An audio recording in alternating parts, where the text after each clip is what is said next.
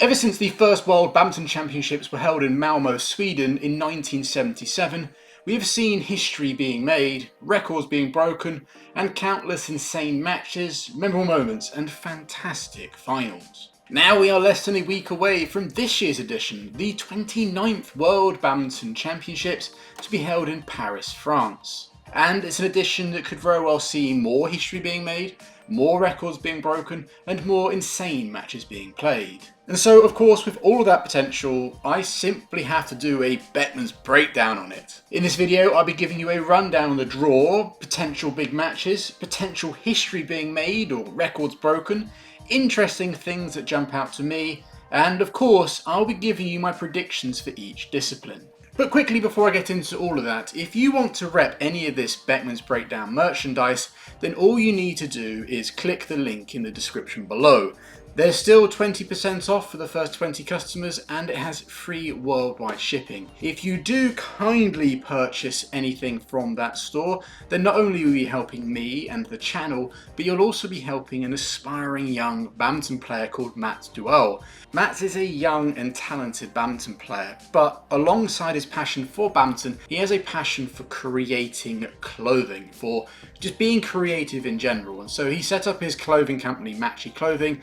He reached out to me, and through those conversations we came up with my own merchandise line. So if you want to help the channel, help Mats, all those kind of things, and also feel comfortable and look pretty cool in it, it does look nice, then like I said, click the link in the description. But anyway, enough of me talking about that, enough of the plugging. I think you're here for one reason, and that's my preview on the World Badminton Championships. Got lots and lots to talk about. This is most likely going to be one of my longest ever Beckman's Breakdown videos. I'm saying that now before I've recorded the rest. If it is shorter, it's because I probably cut a lot of the nonsense out. But we'll have to see what the runtime is at the end. It's most likely going to be ridiculous. But from what I'm seeing, a lot of you seem to like that. So yeah, let's get right into it. I'm going to start with looking at the draws and the what-ifs and all that stuff. And I'm going to go in order, starting with the men's singles. So without further ado, let's get into it. Okay, so like I just said, I'm going to start with the men's singles. I have the draw in front of me. Obviously, I have made a lot of notes. If any of you follow me on Instagram, you saw that I posted my notes on that.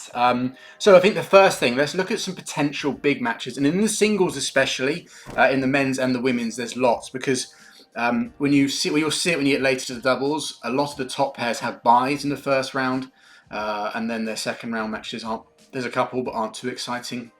It's only until you get to the third round and beyond that it starts to really feel like a top tier tournament. In the singles, I think especially in the men's, there's a lot of depth in the men's singles. There's a lot of players that could cause a few upsets. There's lots more potential big first round matches. So right from day dot, we're going to get some really exciting ones. And there's none bigger than the match right at the top of the draw, which sees Shi Yu Qi, the #1 seed, the world #1, going up against Lakshya Sen of India. Now, if you don't follow badminton, but I'm assuming most of you do, you will know, obviously, you know Shi Yu Qi is the world #1, but you will know who Lakshya Sen is.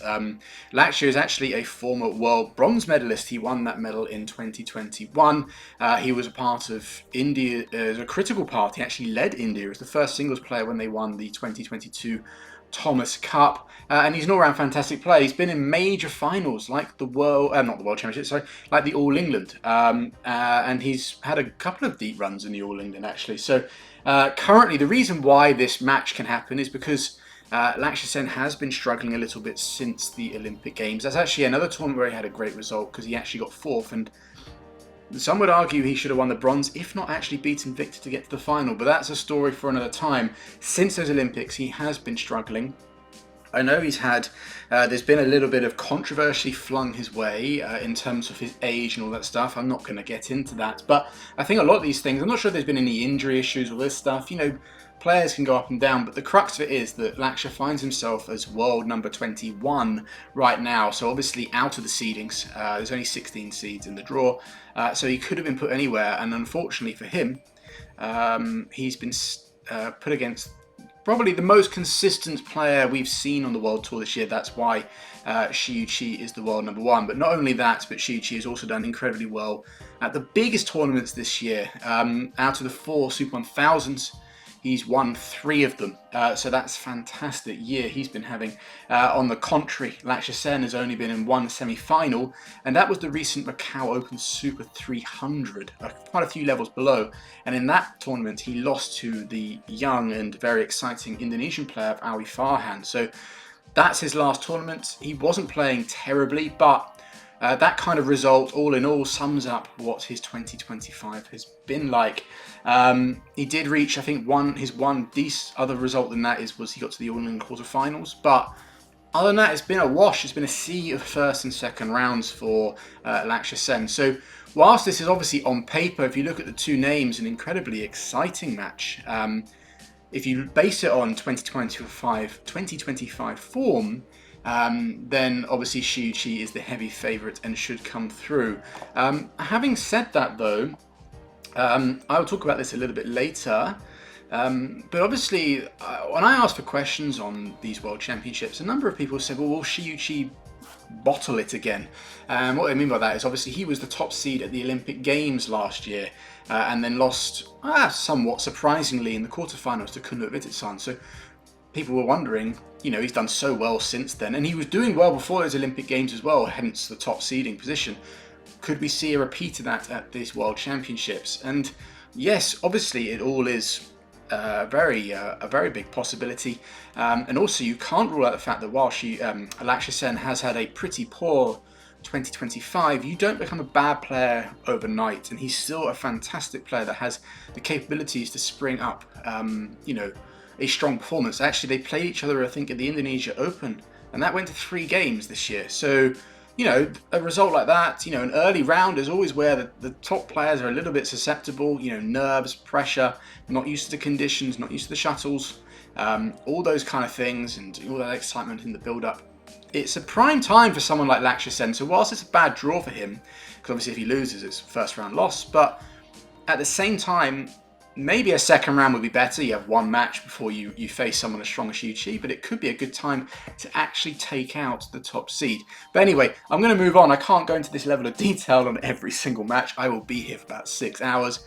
Again, I know some of you would actually like that, but I think the vast majority would like me to keep it somewhat sharpish. So let's move on. Another match that's jumped out at me, it's also quite high up in the draw, is Alex Lanier against Kanthaphon Wangcharoen. Alex Lanier is the 7th seed. Obviously he's from France, and these World Championships will be held in Paris, so it's going to be a home crowd for him, so a lot of home support. And actually there's a lot of excitement, again I'll talk about this a bit later, around the French men's singles players, because they actually have 3 seeded players in the draw.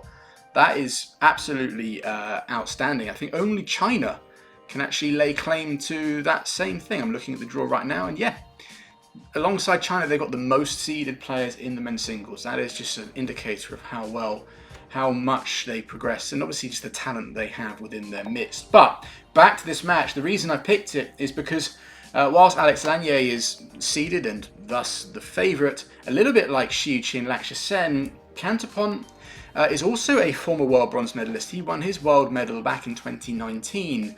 However, since that world medal, he has massively fallen off. I remember at the time, a lot of people were like, he could be... Obviously, there was players like Kanthaphon in the juniors doing such fantastic things. And obviously, he's gone on to do amazing things. But I remember being one of these people think, alongside Kanthaphon, that could keep Thai's men's single strength really, really high. But he kind of fell off a cliff edge.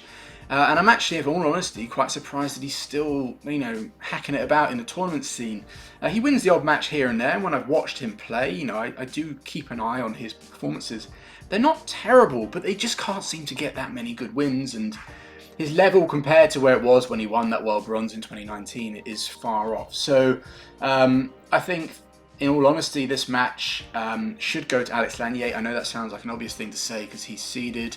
He's obviously had a fantastic year as well. He became European champion, got to the All England semis, reached the final of the very recent Japan Open. So obviously if you put that up against what Kanthaphon's done this year, where don't think he's even making it into Super 1000 events. I think he's only got into these Worlds because obviously there's more players in the draw, so more players can get in.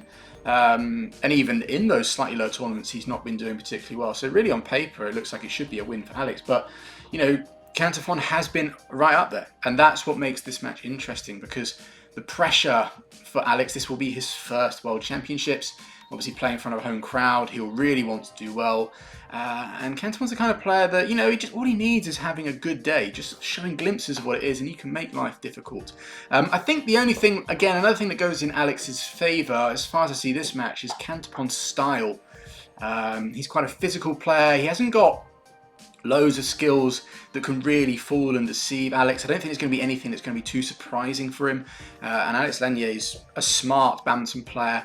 But he's also physically very, very strong. So I think if it gets drawn into, like, when you get a bit nervous sometimes, skills and subtlety can get thrown out the window and it can become just like, I'm just going to muscle my way through. And I think Alex has the advantage there. And I don't think Kanthaphon's that kind of player. He's got many layers to his game that can really trouble someone like Alex. But obviously, it's not out of the realms of possibility that we could see an upset. I just think it's very unlikely. Next one, again, it is not far down the draw, and it's Li Shifeng against Yushi Tanaka of Japan. This will actually be their first meeting, according to the BWF. I look on there, for a lot of this, I have looked on their website for the head-to-heads, and I know sometimes they do leave off certain results. Sometimes if they're from tournaments maybe slightly outside of the BWF realm, but I have a feeling that's a correct statistic that this will be their first match. And in all honesty, I've always quite liked Yushi Tanaka. Ever since I first saw him, I think when he won the Japan Nationals, he might have actually beaten Momota in that one. I can't remember, I might be misremembering. I know that Momota is actually the club coach for Tanaka, and since doing that, I've seen Tanaka have another little rise in his level. But based on what I've seen, very attacking, very kind of bouncy and explosive, very strong physically. It hasn't translated into the kind of results I was kind of expecting. Sometimes things take a little bit longer. I'm not saying that, he's not going to be a top world-class player, but it's just not on the level that I thought. Now, the reason I picked this match is because I do love watching Tanaka play. Very explosive, very exciting, very attacking. And I picked it because not only is he good, but Li Shifeng is a player that... I remember when he won the All England in 2023, and I thought that could be the result. I was so impressed with how explosive and how powerful Li Shifeng was. He was absolutely phenomenal. I hadn't seen a Chinese player with that much explosivity since I'd seen Lin Dan live at the All England. I am not exaggerating when I say that, but since that, obviously, he's had some great results. He won the Asian Games later in that year, and obviously, been in some major finals. Obviously, won a couple of tournaments. But he's one of these players that I think a lot of it plays into some injury issues he's had. He's been having his legs heavily taped, but a lot of players in men's singles are very up and down. That's definitely one criticism against current men's singles, that there seems to be a lack of consistency. I've always said that maybe that boils down to there's more overall depth, and so they're able to beat each other more. There's not as much of a difference.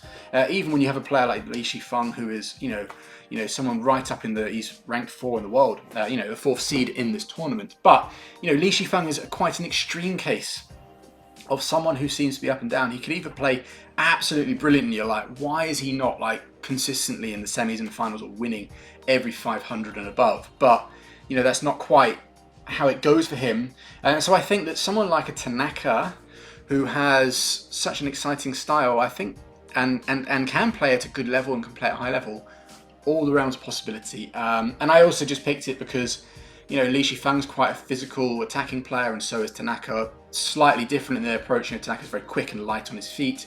He does have quite a lot of power though, but Li Shifeng is much more of a powerful athlete. I just think the way those two could match up could be quite an exciting one. And I think it's going to give us an indicator for Li Shifeng and how well he could do in this tournament. I think moving on, let's move on to the next one, which actually, again, is all in this same little section. There's actually a couple ones. I will link them all in a second. But the next one is Li Jia versus Jeon Jin. Obviously a lot of people, he's a very popular player, are going to be very excited to see Li Jia play, and interested too to see what kind of level he's going to bring. When I asked for questions for this video, a lot of people were talking about what should we expect from Li Jia's level, and the reason for this is at the end of last year at the World Tour Finals, he rolled his ankle badly, had to get wheelchaired off, was out for a little while, tried to come back at the All England, but clearly I saw his first round match against Angus live, and there was definitely a few little issues. He then took more time off, took a protected ranking, and then was going to play in Japan and China. last month, and then he withdrew because he wasn't feeling ready. And then there was a lot of circulating news about whether he's going to be ready for these World Champs, and as a result, maybe he should, if he's not fully fit, maybe he should withdraw and give the spot to the young Justin Ho, who could experience something. There was a lot of these stories around, so obviously people are, when he then confirmed his seat that he will be participating at these World Championships, obviously it brought with it a lot of excitement, because he's one of the most popular players on the World Tour. I know within the Malaysian badminton community, he's quite a polarizing character as well. You know, there's a lot of people that absolutely love him, and there's a lot of people that, you know, put him down constantly and are, you know, against him or try to find any fault. You know, for me, I'm only going to look at him as a badminton player, and I'm personally excited to see what level he can bring. Now, that isn't the only reason I picked this match as a very exciting opener. It's also because the player he's playing, Hyeok Jin, is a player that's very capable of beating Lee Jia.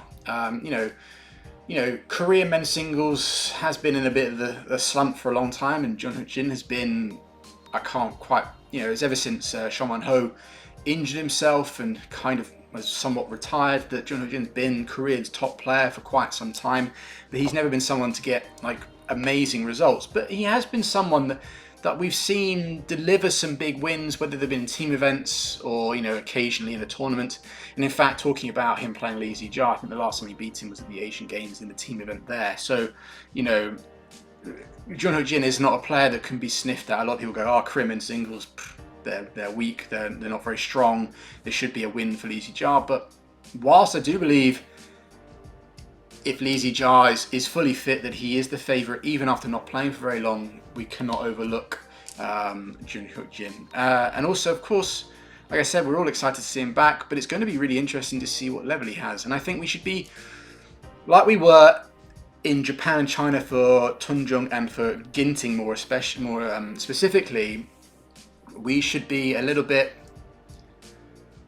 forgiving, might be the word to look for, as to what their level's going to be. I think people might be expecting big things. You know, I'm looking at his draw, and it's tough. It is, you know, he's going to have to play hard round from every round to get to the, if he's going to try and win the whole thing. But if he was, I think sometimes people see it through a lens of, well, Lee Jia is going to be, is he going to be playing like he was before he got injured? At the World Tour Finals, he was playing some of the best badminton ever, and I think people still had that perception that he's going to bring that level. And if he brings that level, people are like, well, he could win the whole thing. But I think we need to tone that down a little bit, and give him obviously time to come back. This is, you know, this is a pretty big tournament to make your comeback at, and so I don't think we should expect all too much. But at the same time, I would say, when it comes to this opening round, I would still have him as favourite. It would just be, yeah, I don't quite know what else to say, other than the reason I picked it is A, I'm excited to see Lee Jia back on court, and I'm really happy to see him back on court. And I think this could be a very interesting match, because Hyeok Jin is no walkover, and he's also someone very capable of causing upset on his day. And so this is an interesting, I think it's a really good match for Lee Jia. It's going to be a real indicator for his level. But all Lee Jia fans, don't expect too much out of him. Right, moving on, because like I said, there is plenty of first round matches that are super exciting in this men's singles. Next one, Lu Guangzhou versus Jason Tae. Now that's literally right below Lee Jia and Hyeok Jin. Lu Guangzhou, I like to call him Lugs, just because every time I see the back of his t-shirt, that's all I can say. He's similar to Li Shifeng, in fact similar to pretty much all the Chinese men's singles players, maybe with the exception of Shi Yu Qi. They kind of can do really, really well. I was looking for a lot of their results throughout the year, or the last 2 years, and you're like seeing them reach a final, and then like 4 first rounds, and then a semi-final, then maybe another final, and then like 5 second. It's just like, it's just so up and down. I don't quite know why a lot of these Chinese players just simply aren't able to deliver. It's not just the Chinese players, like we know there is others, but you know, like I said, talking of that, specifically Lu Guangzhou, I've seen a number of first, second rounds this year, but then reached the final of the Asian Championships and the Singapore Open. And again, the reason I picked it, Jason Tae had a bit of a breakthrough year this year. I remember earlier in the year, I think he won the Thailand Open. He got to the quarters of the Indonesian Masters where he beat like Naraoka, and it was kind of those set of results that got him high enough in the ranking that now he's able to get into the Super 1000s and that level of that tier of tournament. So he's kind of become a top 32 player for the first time really in his career, and so it's quite good to see him, and it's going to be quite interesting. I think Lu Guangzhou, he's seeded, but Jason Teh again has a good opportunity there to cause an upset and defeat one of the seeds on the first day. And if he does, then looking at his draw, his next round could be quite interesting. But I'll mention that potential guy in a second. But yeah, back to this again. Yeah, two very nice players to watch. I think they're going to be. Neither of them have what I call absolutely lethal attacks. They're both very fast, as you need to be in men's singles. So I think there could be some really long, drawn-out, entertaining rallies. And whilst, again, obviously Lu Guangzhou, Lugs, is the favourite for me in this one because he's seeded. I picked it because Jason Teh has been having a really good year this year. Like I said, a breakthrough year, and be interesting to see how he handles this match. Next one. Oh yeah, no, that was it. I've highlighted this in yellow on my notes. The reason I wanted to quickly say is all those last three matches, so Shifeng Tanaka, Li Zijia, Junhook Jin, and Lu Guangzhou and Jason Teh, are all in the same round, block within up until the third round. So all those matches that I've said are all very exciting. They're that bunched up together that they could actually, only one of those is going to get through to the quarters if they get that far. So that's probably the hardest little subsection within that group. And there's a guy, actually, I'll mention it now because I was going to mention him later. Victor Lai in there from Canada, a young player who won the Pan Am Championships, defeating Brian Yang. He also beat Naraoka at Canadian Open early this year, and he's a really exciting young player. I think he's like 18 or 19. He's in that little bit. I don't know who his opponent first round is, Edward Lau, but he's also in that little subsection. And, beating a player like Naraoka means that he is more than capable of beating top 10 players. I know styles are different, etc. But again, he's in a little bit with Lugs and Jason, and I don't think them being like huge hitters. Maybe we could see Victor Lai come through and have to face either Shifeng Tanaka, Li Zijia, or Junhook Jin. That would be quite interesting. But I just wanted to point out, I made a note that all those three really interesting first rounds are all well within a very small space on the draw. Next one is nearer the bottom. We get nearer the bottom of the draw, and that's Rasmus Gemke versus Lee Chun-yi. This one's really interesting. Their last two matches they've played against each other were 3 games, with the last one being this year, and that did go to Lin Chun-yi. So yeah, I know with Gemke, like a lot of the players, been up and down, but I think that's been due. He's had some injury issues, and whenever I seem to watch him, it's either like he's up and I'm thinking, oh, he's coming back, he's having a really good time of it, and then the next one he's slightly down again, and then I see something about an injury issue and all stuff. And I think what is obviously a bit difficult for Gemke, or what has been difficult, is obviously the coaching situation within Denmark has changed with Kenneth Jonassen leaving at the end of last year. Obviously the 2 players from Denmark that are above him do train within the national centre in the build-up to maybe majors, but their independents are away. That's Antonsen and Victor. So he's kind of the top guy. And Denmark have got a couple of good players beneath him, actually a number. They've got a whole host that are kind of sitting in that block below him, but maybe it's difficult for him being the lead guy. Although I will say that I did see, I think it was Anders Antonsen's latest vlog, that obviously he's been training in Denmark. So obviously with the Worlds being in France, it makes sense for him to probably to travel home. So have Gemke having Antonsen to practice with consistently in the build-up to these World Championships might help him bring that next level up. And for Lin Chun-yi, he's been a little bit more consistent, but has also had his ups and downs. But again, I don't need to keep repeating that. I probably will, but you don't need to, because that is just men's singles in a nutshell outside of a very rare few. What makes this match exciting for me, other than they are 2 very good players, is that their styles, they are different. Obviously, Lin Chun-yi's left-handed, Rasmus is right-handed, but what I always see from when I've watched those 2 play is this intensity, this kind of raw intensity that's really, really good. And I think those 2 facing each other, we're going to see that. We've seen that in their previous encounters, and I think we're probably going to see more of this. And being a World Championships, even more. In other tournaments, not that they would give up, not that any player would, but maybe World Championships, that's a little bit more special. And I think maybe Rasmus Gemke having the European crowd, which will probably be more on his side, might really help him lift his level. I just think it's going to be a really good match. I do like watching Lin Chun-yi play, I always have. And Gemke's a real fighter, and I think the intensity is going to make for a great match. Next one is a little bit of is a bit different to that, and that's Kenta Nishimoto, Japan against Wang Wei. Based on the head-to-heads, they haven't played since 2023, so I'm not really sure we can go on that last result. With Nishimoto, the reason why this one's interesting is because there's such contrasting players, because with Nishimoto, you know what you're going to get with him. Yeah, his level and his fitness can be maybe up and down, but he's always going to give 100%. He's always going to give you the best of what he's capable then and there. Whereas with Wang Wei, he's a bit of more of an aloof character, the way I see it. And some matches he can just be absolutely almost unplayable. You know, just playing some patch, either a match or just a patch within a match that's just like, holy hell, why is he not far higher? But then you see him play when he's not having a good day and you're like, okay, that's why. You know, strings of errors, lack of focus, all these little things coming in. So it's going to be quite interesting, and I'm quite excited for that one. I think one thing maybe for Wang Wei, I don't think he actually qualified for the Olympics. But last year, obviously, they held the French Open in this same arena, the Adidas Arena, and it was actually at that tournament that he beat the guy that went on to win the Olympics in that arena, Victor, in a fantastic match. He played absolutely brilliantly. So clearly, he quite likes the conditions. Obviously, we don't know if they're going to play exactly the same. There can be a few things that could change, but obviously, playing in that arena, he will have good memories of what he did last year against Victor, and maybe he can bring that into these World Championships. But yeah, no, I'm excited because you know, I've always been a fan of Wang Wei. I've always been really appreciative of the skills he's got. Frustrated when he plays the way he sometimes does. And Nishimoto is just someone that, you know, always gives it 100%. So yeah, no, could be a great match. And then the last one, finally, there's so many. Obviously, I have to talk about Tomo Popov versus Anthony Ginting.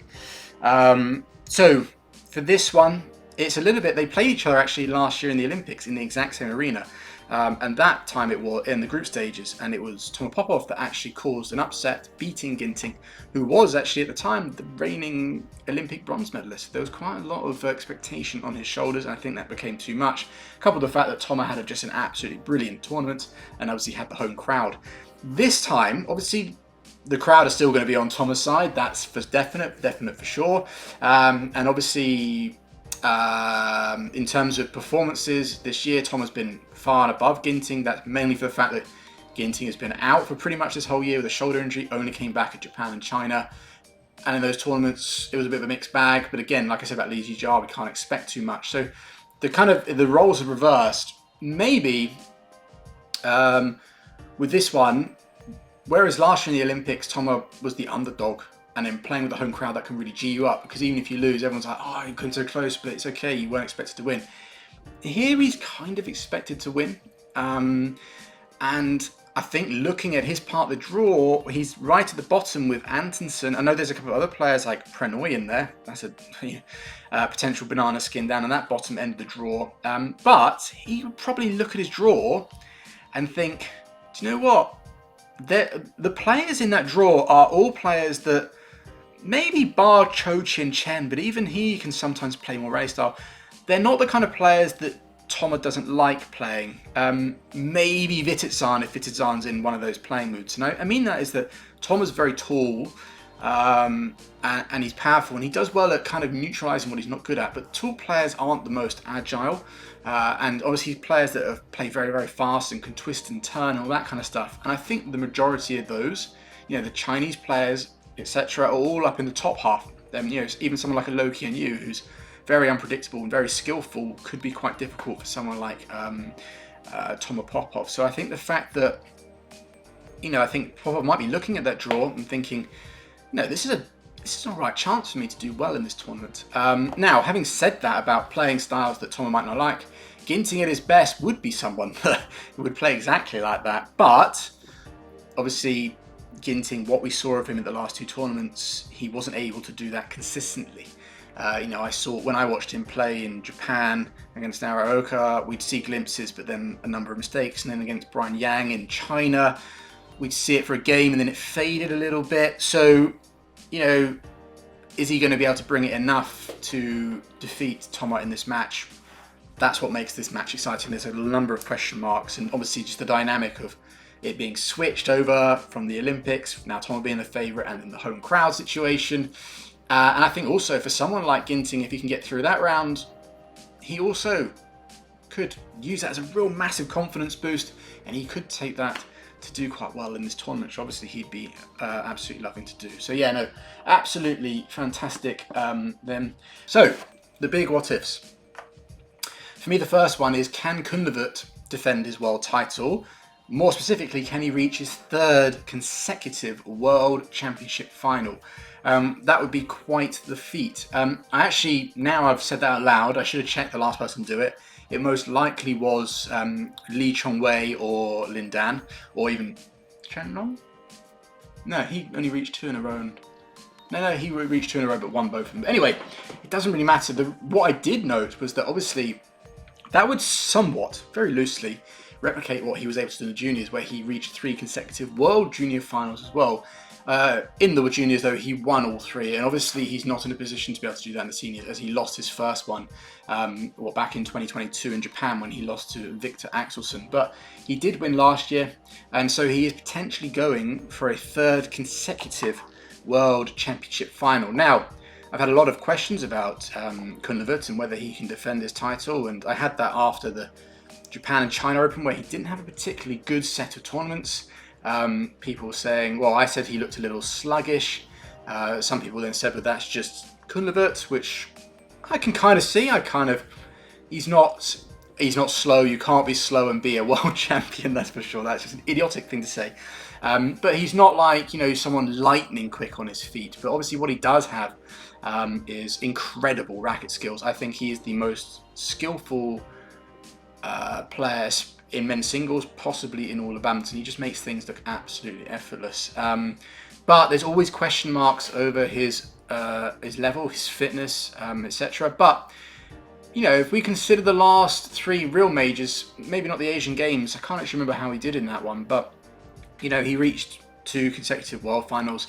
He got to the final of the Olympics last year, which obviously has been played in the same hall. That should obviously, give him confidence going into that. And actually at the French Open earlier in the year, I'm pretty sure he got to the final as that as well. So the last 2 times he's played in this Adidas Arena, he's reached the final. So I think that could be quite a good positive thing for him. And I just think that whilst there are a couple of people out there that do think that maybe mentally he isn't as strong as maybe what I would think he is, I still think when it comes to the real majors, we're not talking about the Super 1000s or the All England, because he has his faults there, but the World Championships and the Olympic Games, he has proven himself over the last 2-3 years that when it comes to those, he knows how to deliver. So I think he's definitely in a position to do so. And actually, although he didn't do well in Japan and China, but the tour before, he did very, very well consistently. I think he won, 2 out of those 3 tournaments he played? Again, I didn't make note of that stupidly, so that's just off guesswork. But I know he won the Singapore because of how he defeated Lugs in the final, and I'm pretty sure he won his home event in Thailand, but I can't remember how he did in the others. But still, can Kanthaphon reach his 3rd consecutive world final? If he does, that would be amazing. If he can defend his title, that would also be pretty good. Can Antonsen and Shi Yu Qi, could one of those turn silver into gold? So Shi Yu Qi, already spoken about. Anders Antonsen is the 2nd seed, world number 2 at the moment. And both of those players have been in world finals. Both times, both players lost to Kento Momota, 2018 for Shi Yu Qi and 2019 for Anders Antonsen. And both those world finals weren't particularly close, especially Antonsen. He got probably one of the biggest beatings in World Championship history in 2019. But so the question is, can they turn that silver medal that they got into a gold? And that would, in a result, become a 1st world title for either of them. I bring this up because, not just because of that, but also they are world number 1, world number 2, have been very, very consistent throughout this year. Obviously, that's what gets you those rankings. So it'd be quite interesting to see. I've already spoken about Shi Yu Qi and a few things. Obviously a banana skin will be in the 1st round with Lakshya. Question marks over whether he can mentally handle it or whether we'll see a repeat of what happened at the Olympics.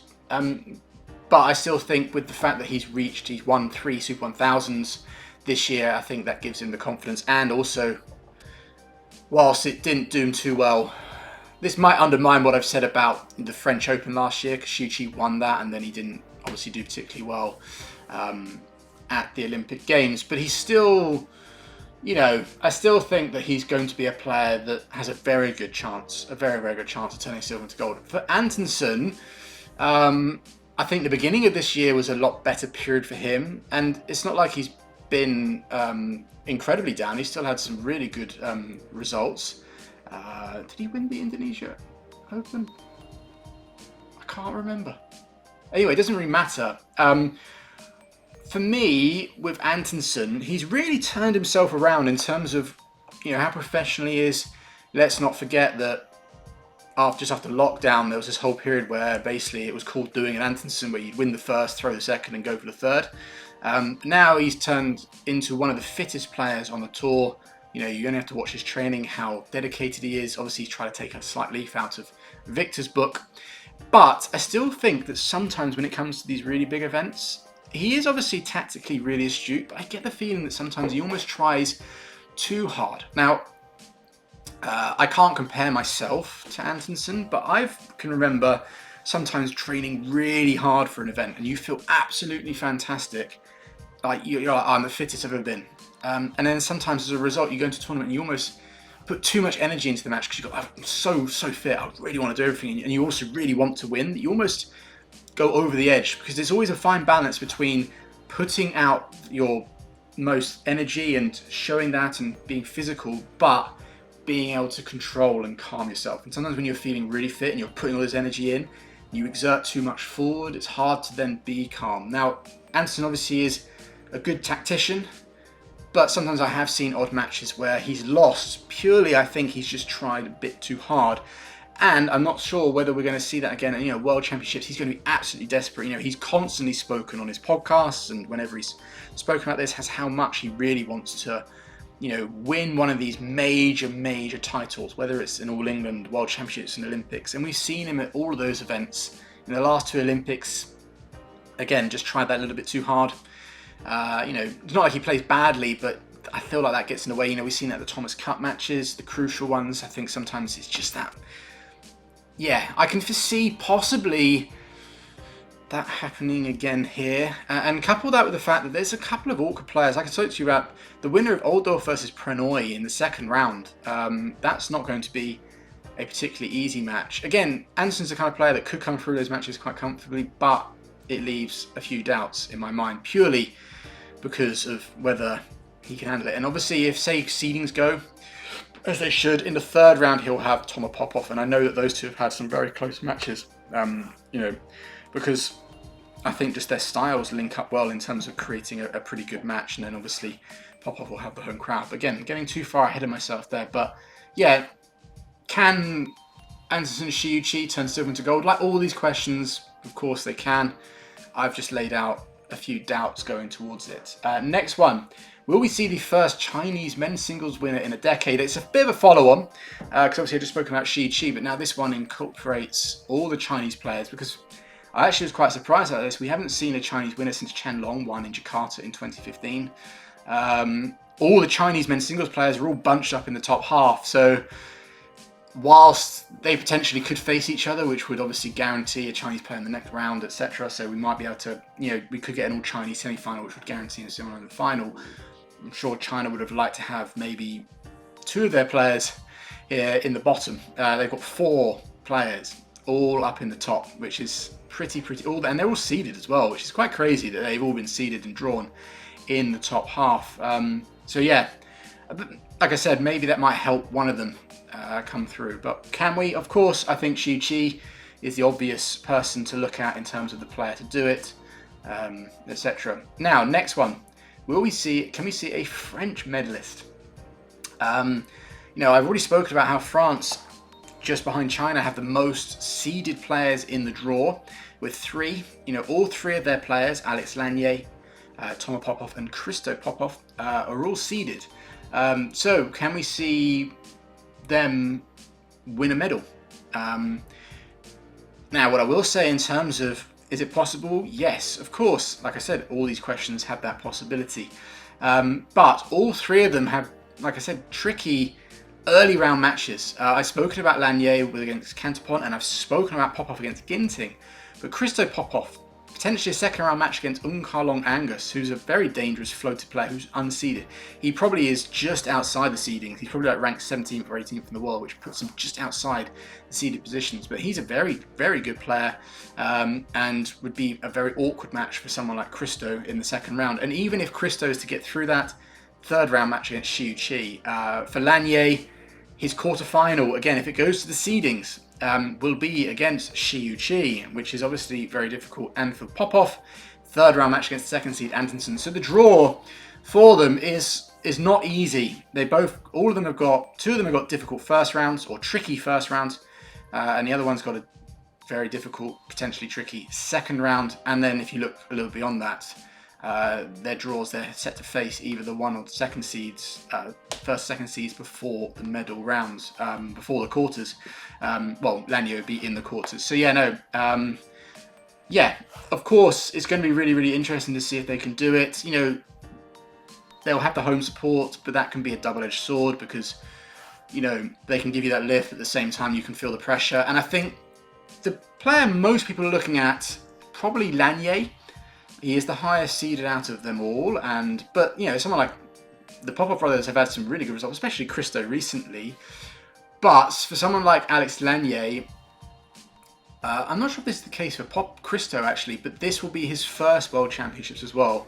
So the first time playing in such a big event, and you're going off quite a high. You know, you got to the final of the second to last tournament in Japan, playing pretty good badminton, and so I think expectations are going to be quite high, and then so you put the pressure on yourself, all those kind of things. But I guess all players will have to face that, but I think that sometimes just gets a little bit exacerbated when you are in front of a home crowd. So yeah, no, really, really interesting, because I think it would be France's first medal at a World Championships in the men's singles. I know they've had medalists in the women's singles with Pi Hong Yan, etc. So it wouldn't be like a first ever, but still, it'd be a pretty big thing to happen to French badminton. And lastly, I think the last big if. Now, there's a few countries in this position. I've already spoken about one, China, but Indonesia, can they have their first world champion in 20 years? 20 years. It's amazing to think that Indonesia have produced some absolute icons and legends in the men's singles. And even recently, you think they got players like Ginting and Christie, and before that, Santoso and Kunkuro, and a few others, that they haven't had a world champion since Taufik Hidayat won it in Anaheim in America in 2005. Even the last finalist was also Taufik in 2010. So it's been 15 years since they've had a finalist. So can that change? Indonesian fans, I'm not so sure. I spoke about Ginting. You know, he's got a difficult first round, and obviously this will be in his third tournament back from a shoulder injury. A lot of people talking about, you know, is he able to get back to his top game again? Even if he was fully fit, he'd be a player that I still have question marks about, because you're never quite sure how he's going to do. But yeah, the fact that he's only just returning puts a huge doubt in my mind. Obviously, the other player, Awi Farhan, this will be his first World Championships. He's very young. And whilst I said that he could do well and his draw has possibilities, actually doing it is a whole other level. And not many, I think, singles players, boys singles or juniors, can go from being a world junior champion to a world champion in, it would be 2 years for him, or 3 years. Was it 2023? I think he won it. So it'd be actually 2 years, less than 2 years. I can't see it happening. And then Christie is their best hope. You know, he's the 5th seed. Has had some really good tournaments, but recently he went independent, and since then he has been struggling a bit. Maybe the adjustment needed to going from having everything taken care of to now you're in charge of everything, and trying to organise the training, getting in the appropriate sparring partners, etc., etc. Maybe it's proven difficult, and it's just you know, bleeding into his results. But he is probably their best chance at winning not just a medal, but getting that finalist. But even Christie, regardless of his results, he could have a potential tricky second round against Koki Watanabe, they had a really close 3-game match at the Asia Championships earlier this year. So the draw's not particularly easy, but the draw's not easy for anyone really. However, one little bit. of positivity that maybe Indonesian fans can take away from this is that when it came to the All England, the first All England winners for Indonesia, what was it, last year, 2024, and it was like the first winners in like almost 30 years. And it actually was an all Indonesian final with Christie and Ginting playing. And that result somewhat came out of nowhere as well. I think both players were in slightly better form in the lead up, but still that result came out of nowhere. So who's to say? It can't happen here because they're actually both in the bottom half. All the Indonesian players are actually all in the bottom half. But maybe one of them, most likely Christie, if I had to pick one of them, could actually get all the way to the final. So we'll have to wait and see on that one. Okay, that's the what ifs for the men's singles. I've almost talked for an hour and I am 1 discipline out of 5. What the fuck? This is crazy. I am actually going to talk for 5 hours. Right, so predictions. I'm going to try and get through these somewhat quickly because any doubts, most of the players that I've picked, I've already kind of spoken about, so I don't need to go over it too much. So top quarter, I've gone for the top seed. I think Shi Yu Qi, 3 Super 1000 wins. He's the world number 1, been the most consistent men's singles player this year. Only lost his world number 1 ranking, I think, due to some timing, because he obviously reclaimed it back pretty quickly. And he also has shown off since those Olympics that he can pull off wins in tricky times. The only doubt in my mind is, can he handle the pressure? Will he do what he did at the Olympics last year and somewhat bottle it, because his performance in that quarterfinal where he lost to Kanthaphon was subpar, and I think that's what kind of caused him to go a little bit, he had that kind of mental blip afterwards, I think, because he just completely froze in that. So that's the only thing I can see going against him, because based on the draw, the way he's been playing, all that kind of stuff, he could win. I think he will come through. Oh, in terms of these predictions, I'll be picking 4 players, so who I think is going to get to the semi-finals. I might do a little quick follow-up video when we get to the semis to see how I'm doing, and also predictions from there. Second quarter, so the bottom of the top quarter, I've gone for a curveball here, everyone, and you're probably going to be going, what the hell, Ben? But there is some theory behind this. I've gone for Lo Qian Yu. I know all of you are going, what the hell? Now, I picked him. He is a former world champion. He has won this tournament before. So I think that does say something. But the main reason I've picked him, there's 2, is that I've been singing his praises as of late. I think he's showing some improvements. I think he's showing more structure to his game. There's more discipline, etc. And I think that's been a big part down to Kim Ji-hyun, the Korean coach, who's come in to help him, who's come in to help the Singaporean team. I also saw recently, I think on Instagram, that the Thai team, so Kunlavat, etc., have been training in Singapore. So that's definitely some really good sparring and training partners to have. And I also think the fact that Jason Ter has jumped up has also helped him a little bit. But also, big reason is the 3 seeds that are in his quarter. He has a positive head-to-head against all of them. So it's 3-0 against Lugs, 6-0 against Naraoka, and 5-2 against Shifeng, the seed that is seeded to get through that quarter-final of the draw. So I know this could be a risk because Lo Qian Yu is the kind of player that we know he blows hot and cold quite badly.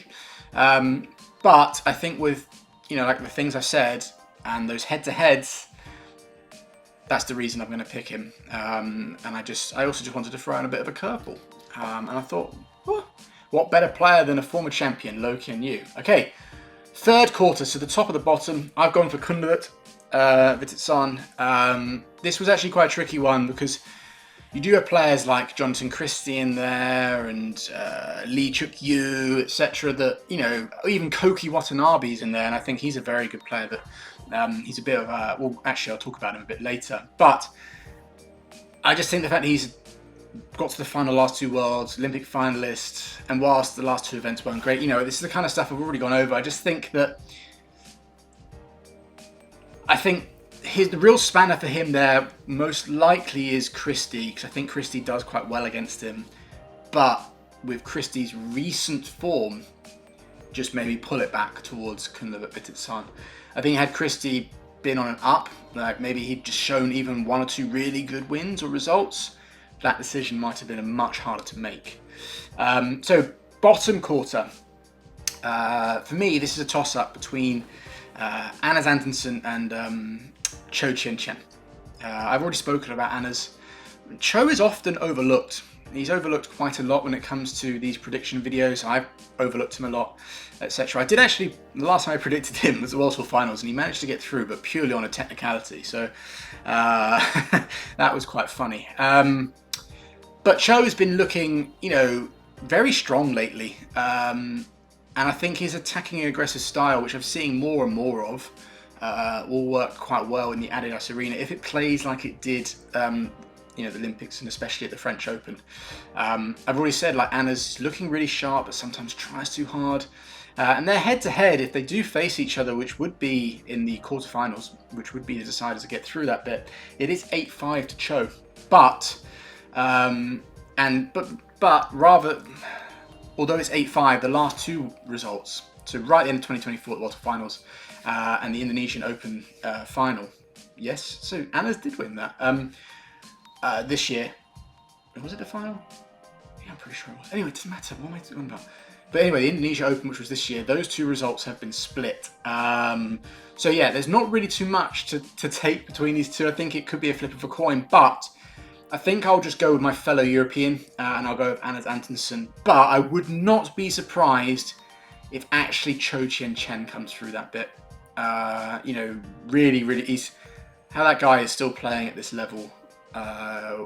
Close to his to his mid-30s is absolutely phenomenal, and I think he's getting stronger and stronger. So yeah, that's the predictions for the men's singles. I finally can move on to the second one, the women's singles. There aren't as many as the men's singles, but there's still more, I'd say, than the doubles events. I did spend a lot of time on the men's singles, mainly because I know more about it, but there was just so many amazing matches. Trust me, whilst I've spoken about that for a long time, hopefully I can get through these bits a little bit quicker. Right, so first one, Michelle Lee versus Natsuki Nadara of Japan. So Michelle, that's right near the top. Michelle Lee is seeded 16. So I think out of these two players, I think it is Michelle who's a little bit more known. She's been around on the circuit for quite a long time. And it's one of those players that is a bit like a Kirsty Gilmore or, Lina Klauschfeld, what's the other one? I can't think of her name, another player from Denmark. Michelle Bleachfeld. Those kind of players that, or even like, someone like Zhang Beiwen, etc. Those kind of ilk where they rarely ever get enough consistent results where they're seeded as, say, like the Super 1000s, but they're kind of like those players that the top seeds probably don't want to play first round because, in Michelle Lee's case, she's got such a lovely, elegant style, really nice technique, moves really well, she's got all those boxes ticked. I think the only thing that's really been held against her, other than being from Canada, cannot be easy, the travelling, finding training partners, etc. must be quite difficult, is that she has been blighted with unfortunate injury after unfortunate injury, and I think she even suffered one at the Indonesia Open. I think I saw a video of her, I think she slipped and rolled her ankle or something like that, and she was hobbling out, and it was horrible, really, really nasty. But it seems that she was able to play in Japan and China. Actually went to 3 games with An Seong in a weird match in China. So clearly, that injury wasn't overly too serious. So hopefully she can come and get a good performance into the these World Championships. Actually, I overlooked a result from the Japan-China, and that was that in Japan she had another close match against the world number 4 and former Olympic champion Chen Yifei, who would actually be one of the favourites in this tournament. And Nadara is a little bit lesser known. I must admit, I haven't watched a lot of her. I've seen occasional matches, occasional results, but she has beaten Ratchanok Kanthaphon twice this year, and had a couple of other good results and performances. Maybe not wins, but performances against some others. So I don't think either of these players will compete for medals, with the big reason being that they're the one block below An Seong. So they're going to face her, either one of those might face her in the 3rd round. But I still think it's quite an interesting match, and one that I will definitely be keeping an eye on. Next one, Ratchanok Inson versus Thuy Linh Nhung of Vietnam.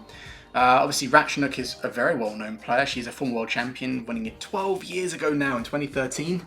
Absolutely crazy. And while she has never replicated that result, she's obviously always been one of the world's best ever since.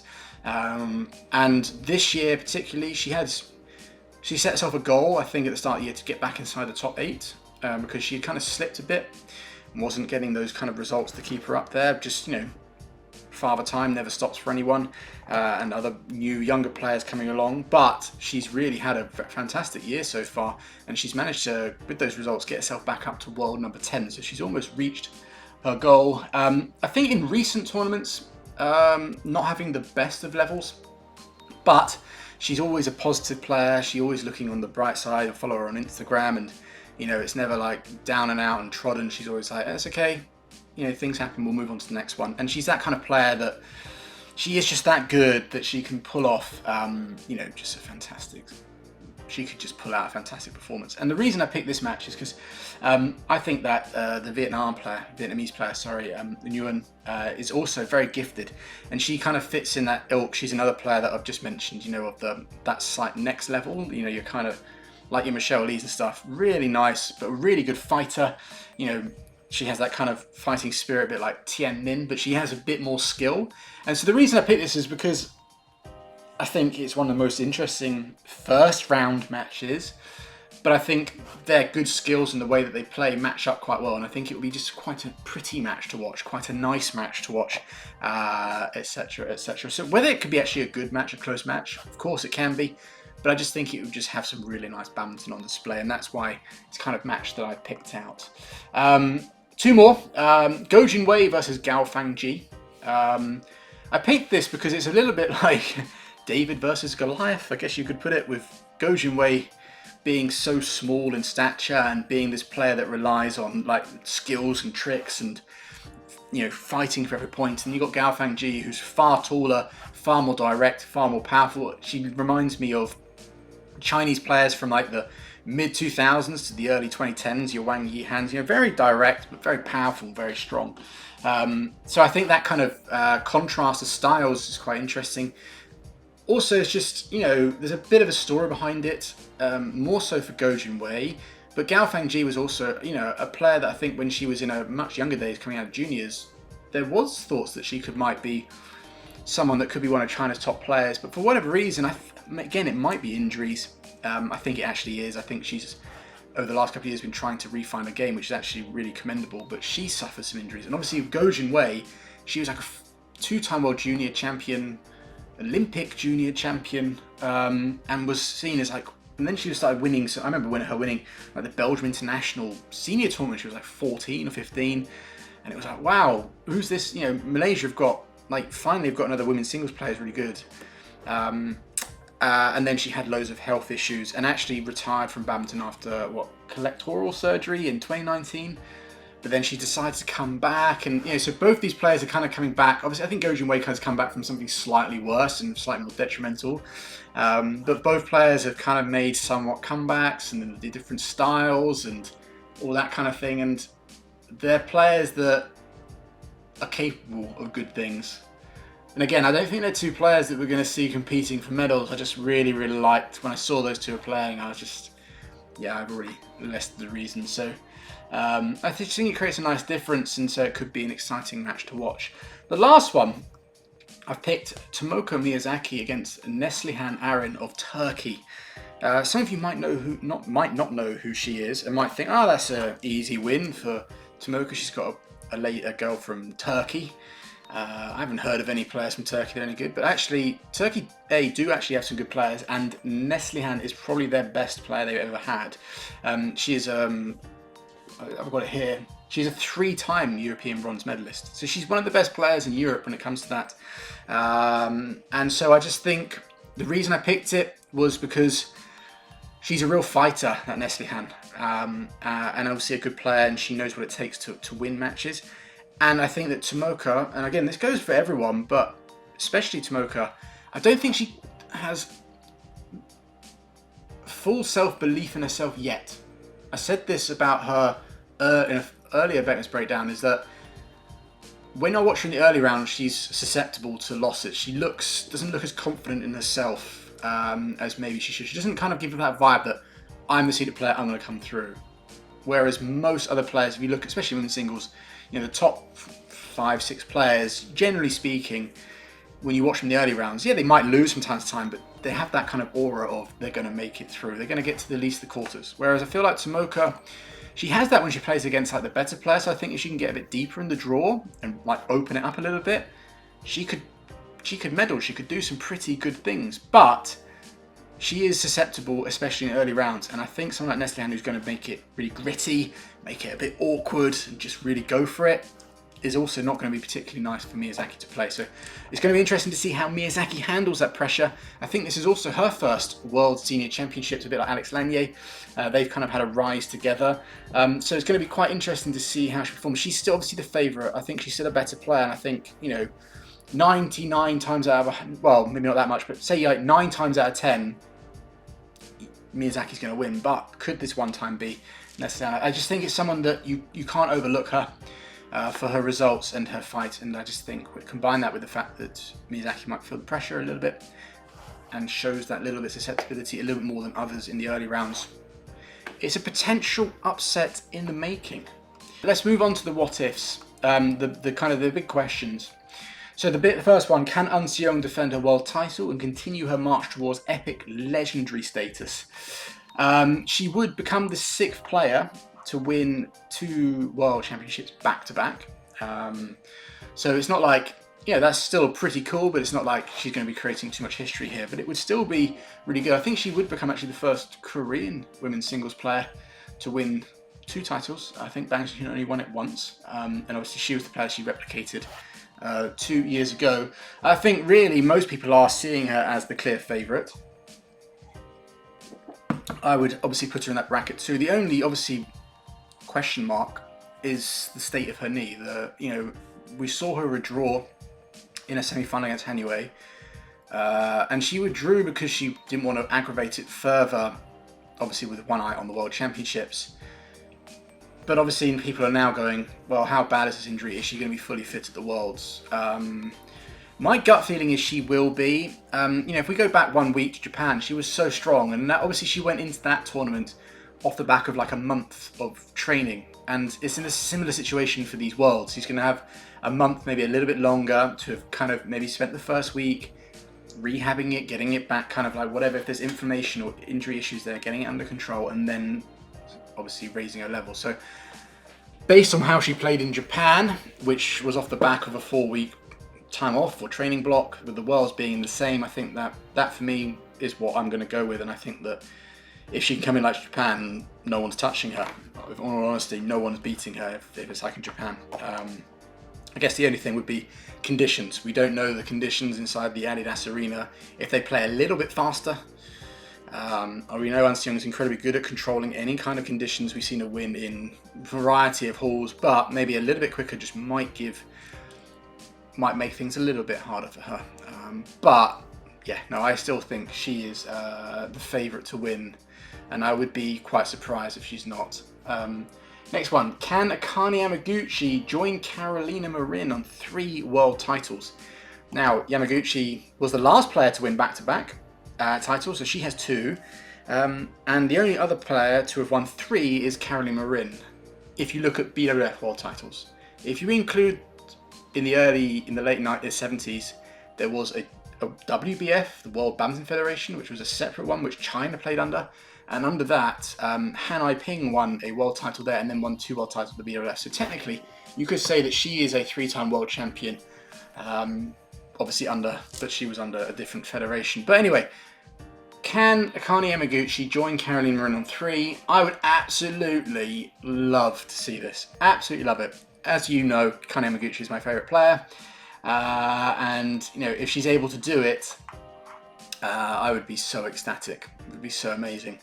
And I was a little worried about whether she could do it when I saw that she wasn't going to be in the top 4 seeds, because Chen Yufei had got enough ranking points to get above her and sneak that 4th seeded position.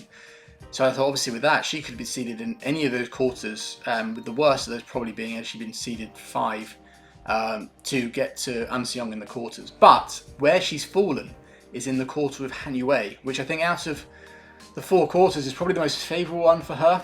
I say that even though, Han Yue, the last time I watched her play, when she did beat An Se-young, even though An Se-young withdrew, but how she played up to that point was some really good badminton. So it's not like it's going to be a walk in the park, or suddenly it's Yamaguchi's going to get through. And also Yamaguchi hasn't beaten any of the players ranked above her in the last quite a few tournaments that she's played. She's always fallen in the semis, always reached her seeded position. But I think where she's drawn in the draw is obviously the most favourable for her, and I don't know. I've got a feeling that she might come through that. She has been steadily improving. Like I said, she hasn't been able to beat those real top high players, your An Seongs, Chen Yifei, Wang Jie, and Han Yue, but she's been beating the players below her easier and easier, and I think she is finding some good form.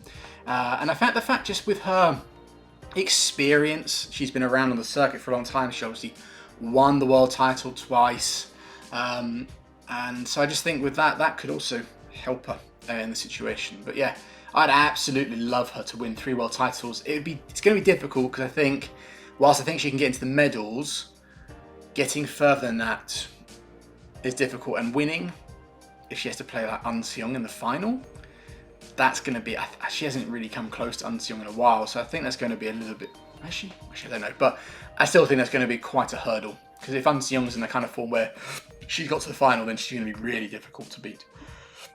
Okay, next, can P.V Sindhu win a 6th world medal? She's got 2 bronze, 2 silver and 1 gold so far, so can she add another and make it 6, which I don't know the stats off the top of my head, but definitely would make her one of the most decorated, if not the most decorated, women's singles world championship playing players. No, that doesn't make sense. One of the most decorated players at the World Championships in the women's singles, that's a better way of putting it, in history. She does have a really good history as an event, and up until Tokyo Olympics in 2021, she was known as like this big tournament player, because it wasn't just she'd done so well at those worlds, reaching 3 consecutive world finals, but getting to the final of the Asian Games, the final of the 2016 Olympics, all those things. But obviously in the last 4 years or so, that veneer of being a big tournament player has faded. She just hasn't quite been able to obviously get any more medals since then. So can she win another medal? I think it's going to be very, very difficult. What makes it harder is that she has Wang Jie. She's seeded to face Wang Jie in the 3rd round. And I think up against someone like Wang Jie, who's quite attacking, who can be quite attacking and can twist and turn Sindhu, that might be a step too far. And I think physically, she's just getting a little bit older. I know it's not impossible when you get older, but I think with the way Sindhu plays, she's someone that doesn't quite have the game that's going to translate into being a really good player into your 30s. So women's singles is just getting more and more difficult. So yeah, no, like I said, not impossible, but I think highly unlikely. And last one, can we see the first Chinese winner in 14 years? So for the men's singles, first one in 10, but for women's singles, first one in 14 years. Wang Yihan was the last one in 2011, back in London. That is quite an insane stat. I did a video for the BWF about this. They posted a shorter version, I posted a longer one. But what makes this more incredible is that before 2011, so China first played the Worlds in 1983, and in those number of editions, I can't remember how many, 17 of them or something, like 4 times they won all 4 medals, and that's 6 if you include players that originally were from China but had changed country. Only twice did they not have the winner, and I think only once they only came away with 1 medal in all that time. So to go from that to now having no winners in 14 years is just, it baffles me. And what makes it even weirder is that in that time we've had 2 more Olympic champions in Chen Yifei and Malaysia. So the fact that neither of those 2 players have been able to win the World Championships, it's just a strange one. So can that change? Like I already said, An Seong is still my favourite, and it's going to be difficult to knock it off. But below her, it's all China. The next 4, out of the top 4 seeds, 3 of them are from China, and all 3 are very capable of winning. And obviously because they're all in those seeds, they're actually spread out. So yeah, they can do. But I think with An Seong there, that obviously is the big spanner in the works. And my girl, Akane Yamaguchi. Predictions. Okay, top quarter. You already know the one I'm going to pick. An Seong. Injury really is the only thing that's going to stop her, I think, in that quarter. Obviously you've got Tungjung in there, but Tungjung's been obviously only coming back and has been struggling a little bit as of late. And even in China Open, she didn't look particularly well. But she's a difficult player. But I think Seong is my pick for that one. It's not enough to not pick Seong. Second, so bottom of the top, pick Chen Yifei. Again, I've gone with that top half is the top 4 seeds. The one's the first seed and the 4th seed, but they're that for a reason. Outside the top 4, you haven't seen many players in the big tournaments actually get to the semis and finals. It's always been these top 4 or 5 players. So for me, it makes sense to pick that. And obviously Chen Yifei has been insanely consistent. Since it's been returning. I think it's only really been Seong that's defeated her, so it's difficult to see her not make the medals at least and set up a really, really interesting match, a really interesting semi-final against Seong. So the third quarter, so the top of the bottom, it's the one where I've only gone outside the top 4, and because I absolutely love her, and I picked Akane Yamaguchi. So she hasn't won against these players above her for a while, and Han Yue is one of them, but I'm just going to go for her because I just like her. Simple as. I mean, you've already seen me talk about her. There are some other things, but for me, it's just a decision from the heart. And the bottom, Wang Jie. Again, it's just difficult. There are players in obviously that bottom bit that can, I think, cause some trouble, and Wang Jie has done incredibly well, like reaching every final of the Super 1000s and winning one of them and runner-up. So she's got to, she's been consistent in those big events and be able to handle the pressure. Because she has shown in the past sometimes pressure can be things that get to her, but that pressure usually seems to show itself in either the semis or the final. So when she's up against players up really high at her level. So I foresee that she will come through that bottom half. So it's pretty predictable predictions for the women's singles. Moving on, men's doubles. Like I said to you right at the start of the video, in the doubles events, because of the way the draw's done, a lot of the seeds, pretty much all the seeds, have byes in the first round. So when it comes to like potential big matches, there's a couple in the first rounds, but mainly in the second rounds, there's a few. That's what I'll talk about, mainly.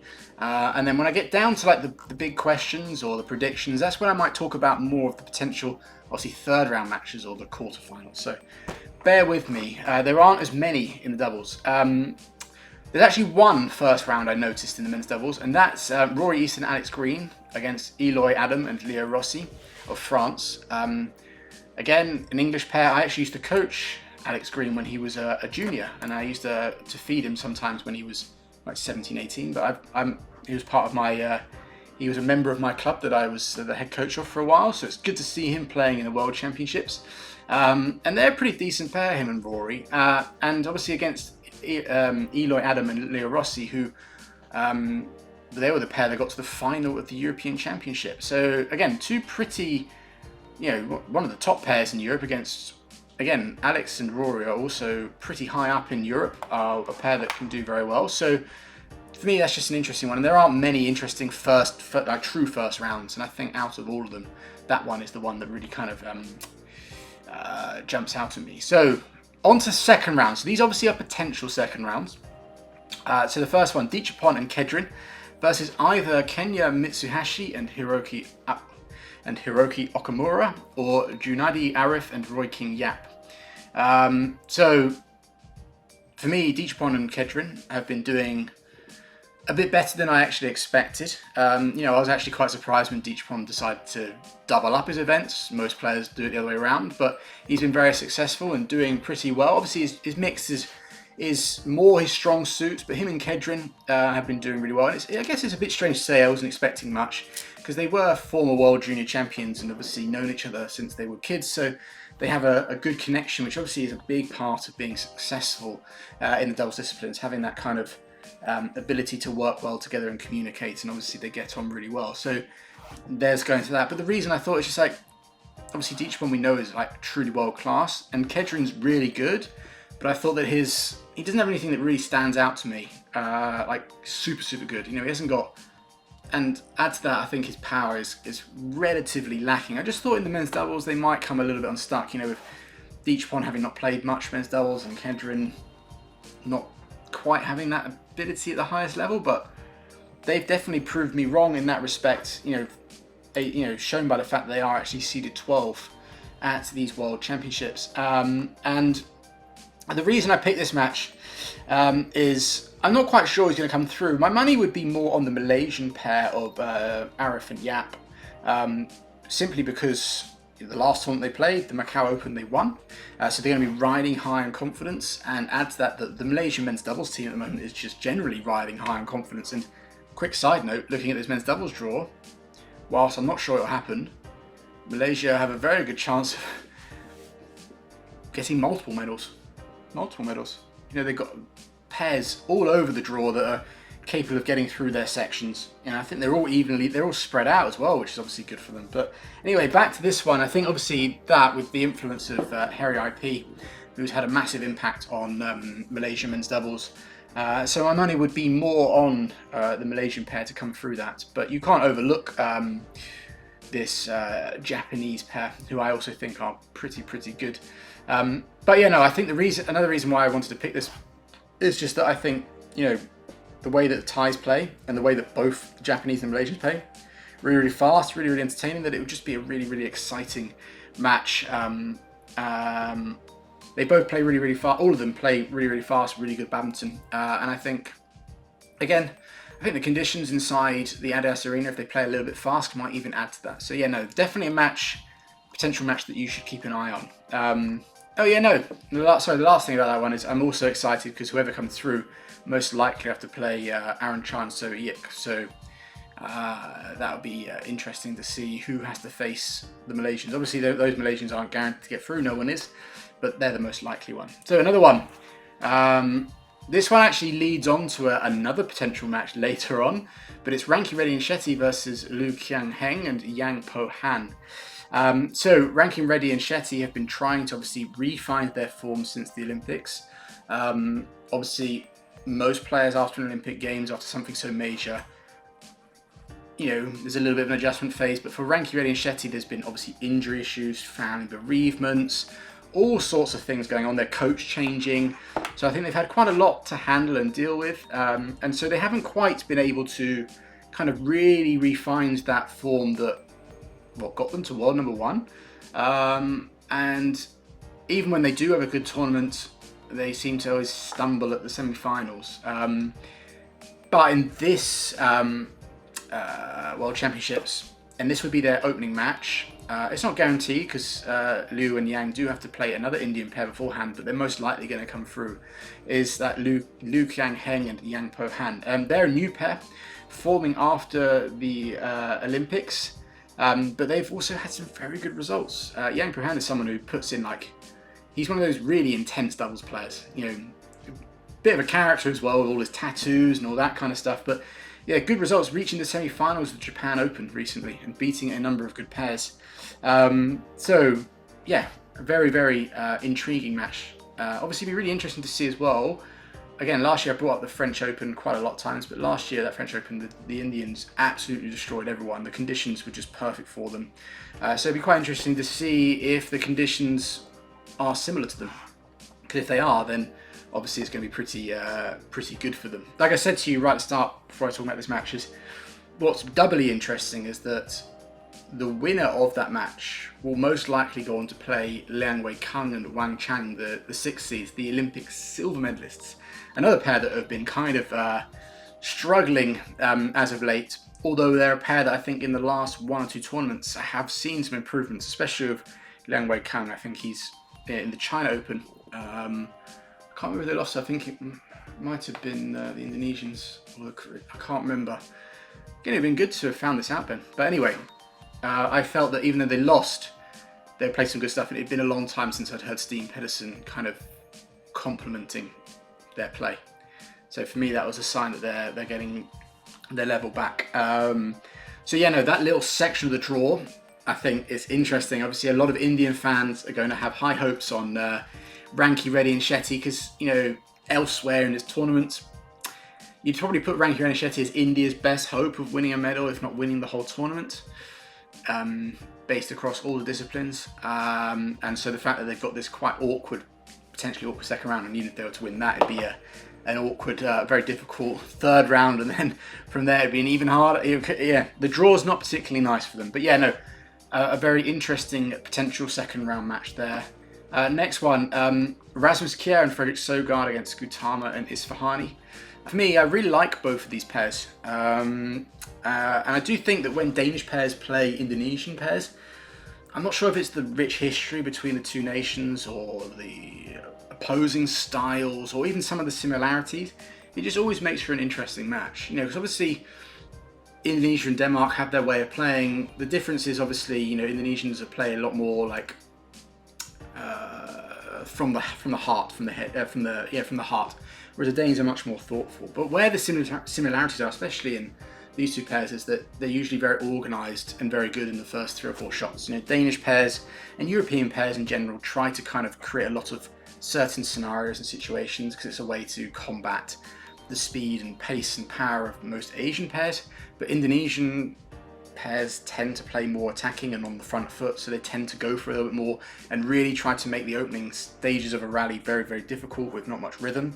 So I think that is going to be really, really interesting. And I think there's going to be I foresee a huge battle for that initiative. Although, thinking about this a little bit more, maybe the Danes might be a little bit happier to give the situation away a little bit if it's not there for them, because they'll probably want to try to find some sort of rhythm. And I think if there's ever a weakness with Gutama and Isfahani, it is if you can get them into the expansive, longer rallies a little bit more. It's not that they're unfit, but I just think they're so good when the rallies have very little rhythm to them, or they're quick and sharp and faster. Like I said, they're coached by Hendra Setiawan, who is an absolute master at this.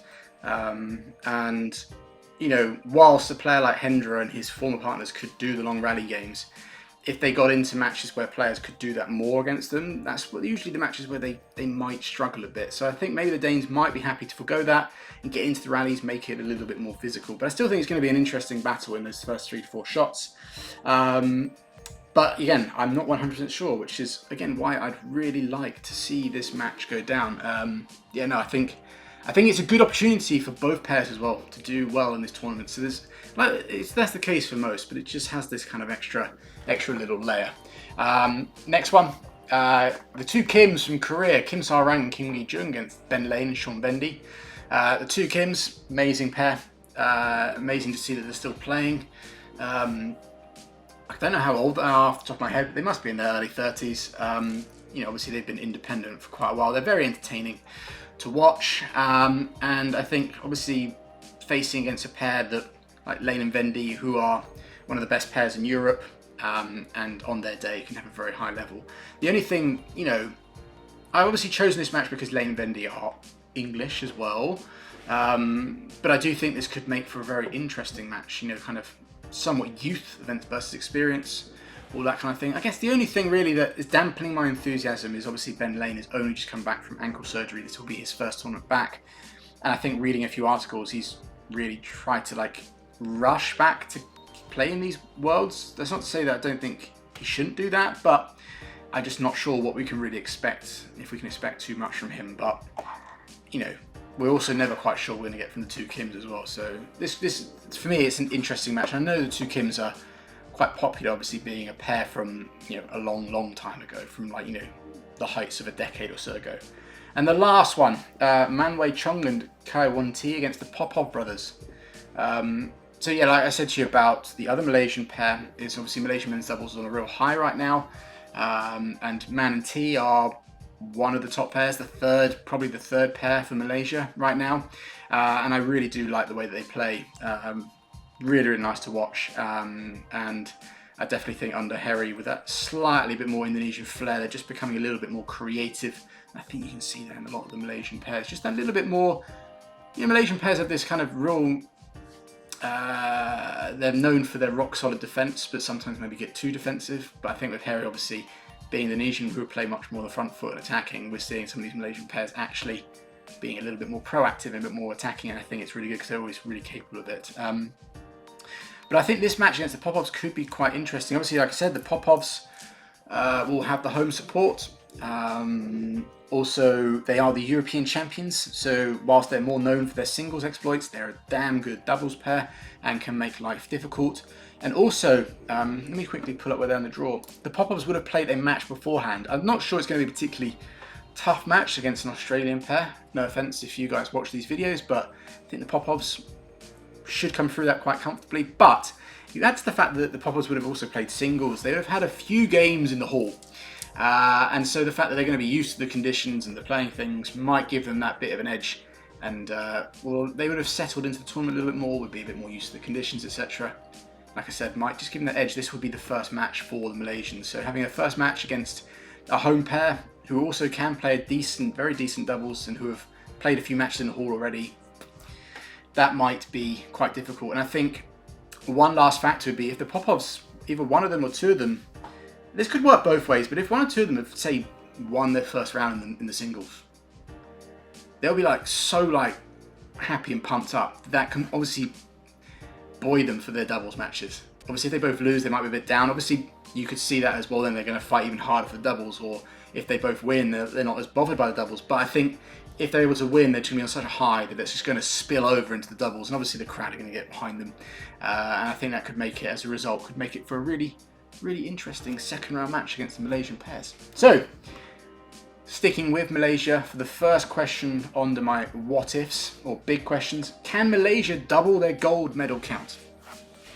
So obviously Aaron Chai and Seo Yik won the men's doubles in 2022, creating huge history, becoming Malaysia's first ever world champions, or Olympic champions for that matter. Quite an amazing thing, considering how many amazing players Malaysia have had and how long they've been involved in badminton. They're one of the oldest nations involved. So the fact that it took them that long to create a world champion is pretty extraordinary. But can they double it this time around?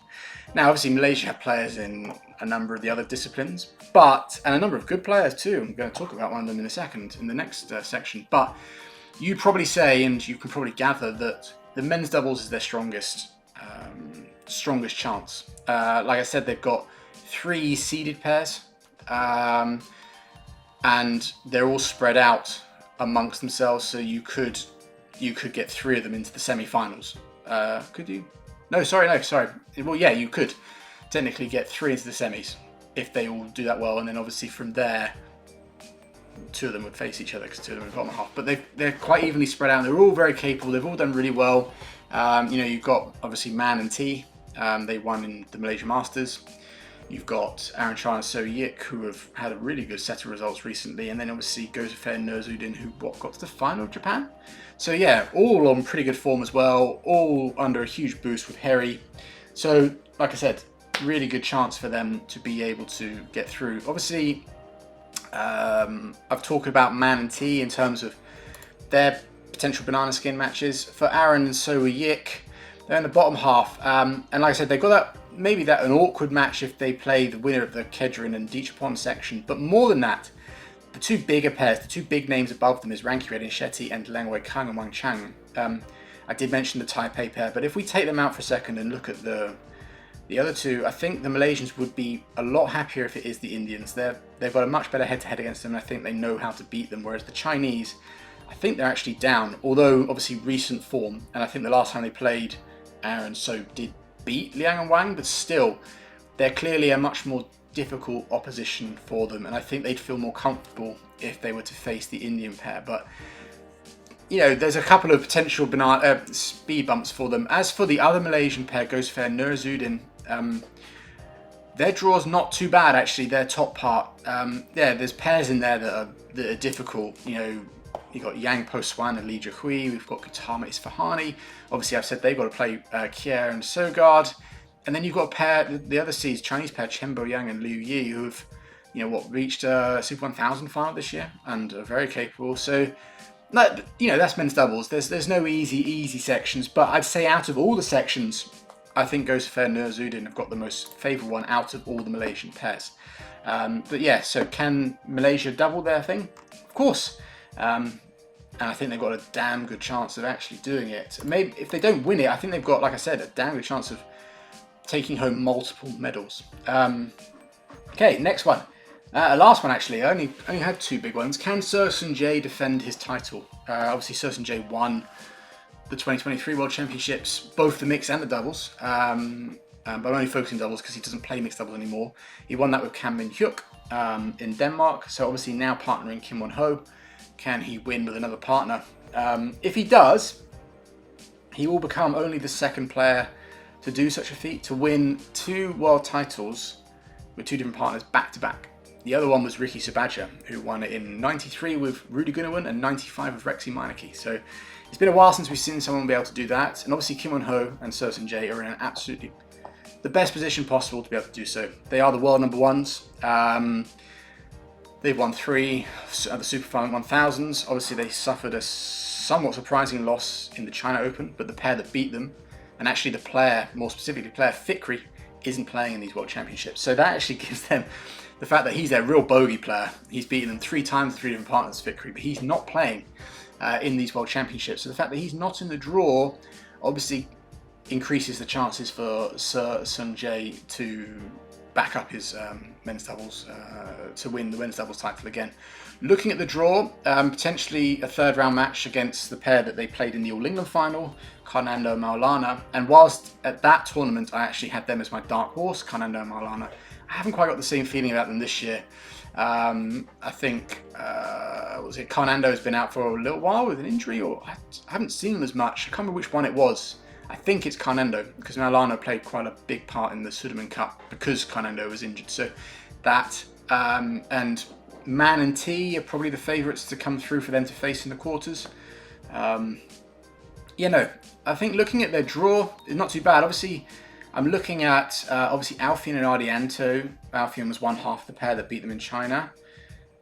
But all the other pairs, Kim Won-ho and Seo Seung Jae, haven't really had a lot of trouble against them. So their route to the final, I think a lot of the pairs that they've had more difficulty with are in the bottom half, so away from them. So that would be quite impressive. Quite a good thing for them. And like I said, just opens up the draw. And I think,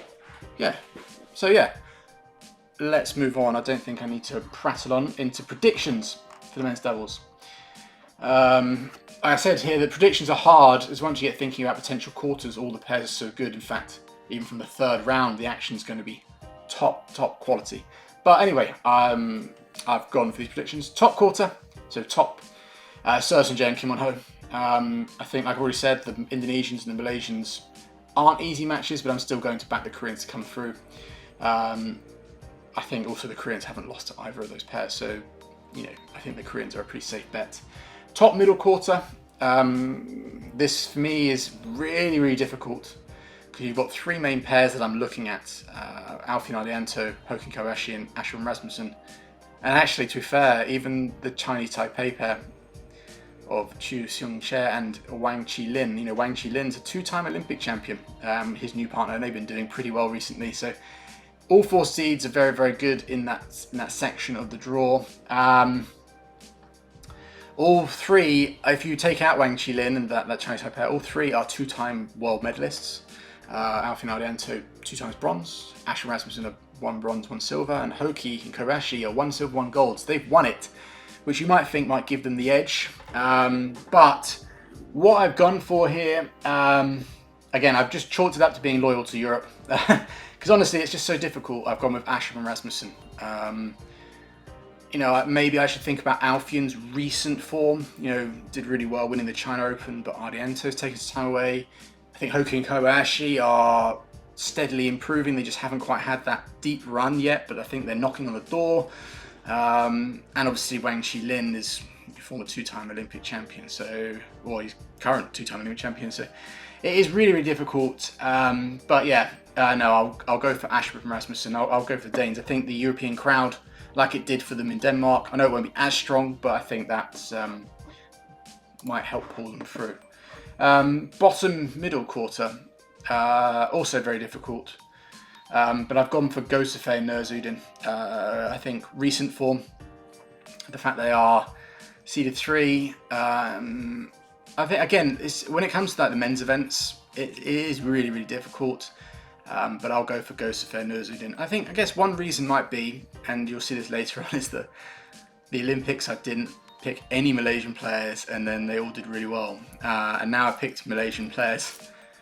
Maybe some Malaysian fans might think I'm jinxing them, but I have to apologise if you think that way. But I generally, hand on heart, like I said, all these predictions obviously aren't guaranteed, but my gut's just saying goes for fair news. And when it comes to the bottom quarter, again, yeah, very difficult because you've got 3 absolutely like titan pairs. But I think, again, based on current form, based on the fact they've won a few tournaments, based on the fact they're world number 2s, based on the fact they have a very good head-to-head against the Indians and won the last match against the Chinese, I'm going to have to go with Aaron Cha and Seo Yik. And the fact also they've won this tournament before. They are former world champions, so they've been there, done that. I think the pressure for them to deliver again, although it will always be high, they've proved at the Olympics when they backed up their bronze with another bronze, that maybe they can back up their world gold with another world gold.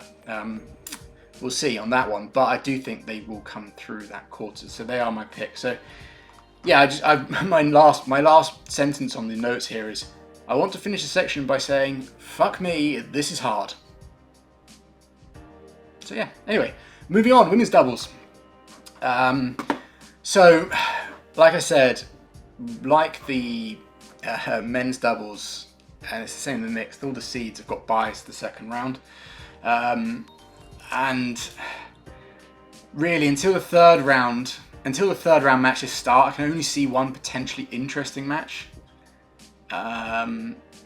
Like before the third round, that's the Stoeva sisters against Goh Pei and Teo Mei Jing of Malaysia. And only because, obviously, the Stoeva sisters, they usually would be seeded at an event like this, in all honesty. They are the Europeans' top pair. They reclaimed their European crown this year. And yeah, I think with their experience, I think they could beat the Malaysians. I think this is a good draw for them and get into the crunch rounds. But yeah, I think what I want to do for this section is kind of look a little further into the draw.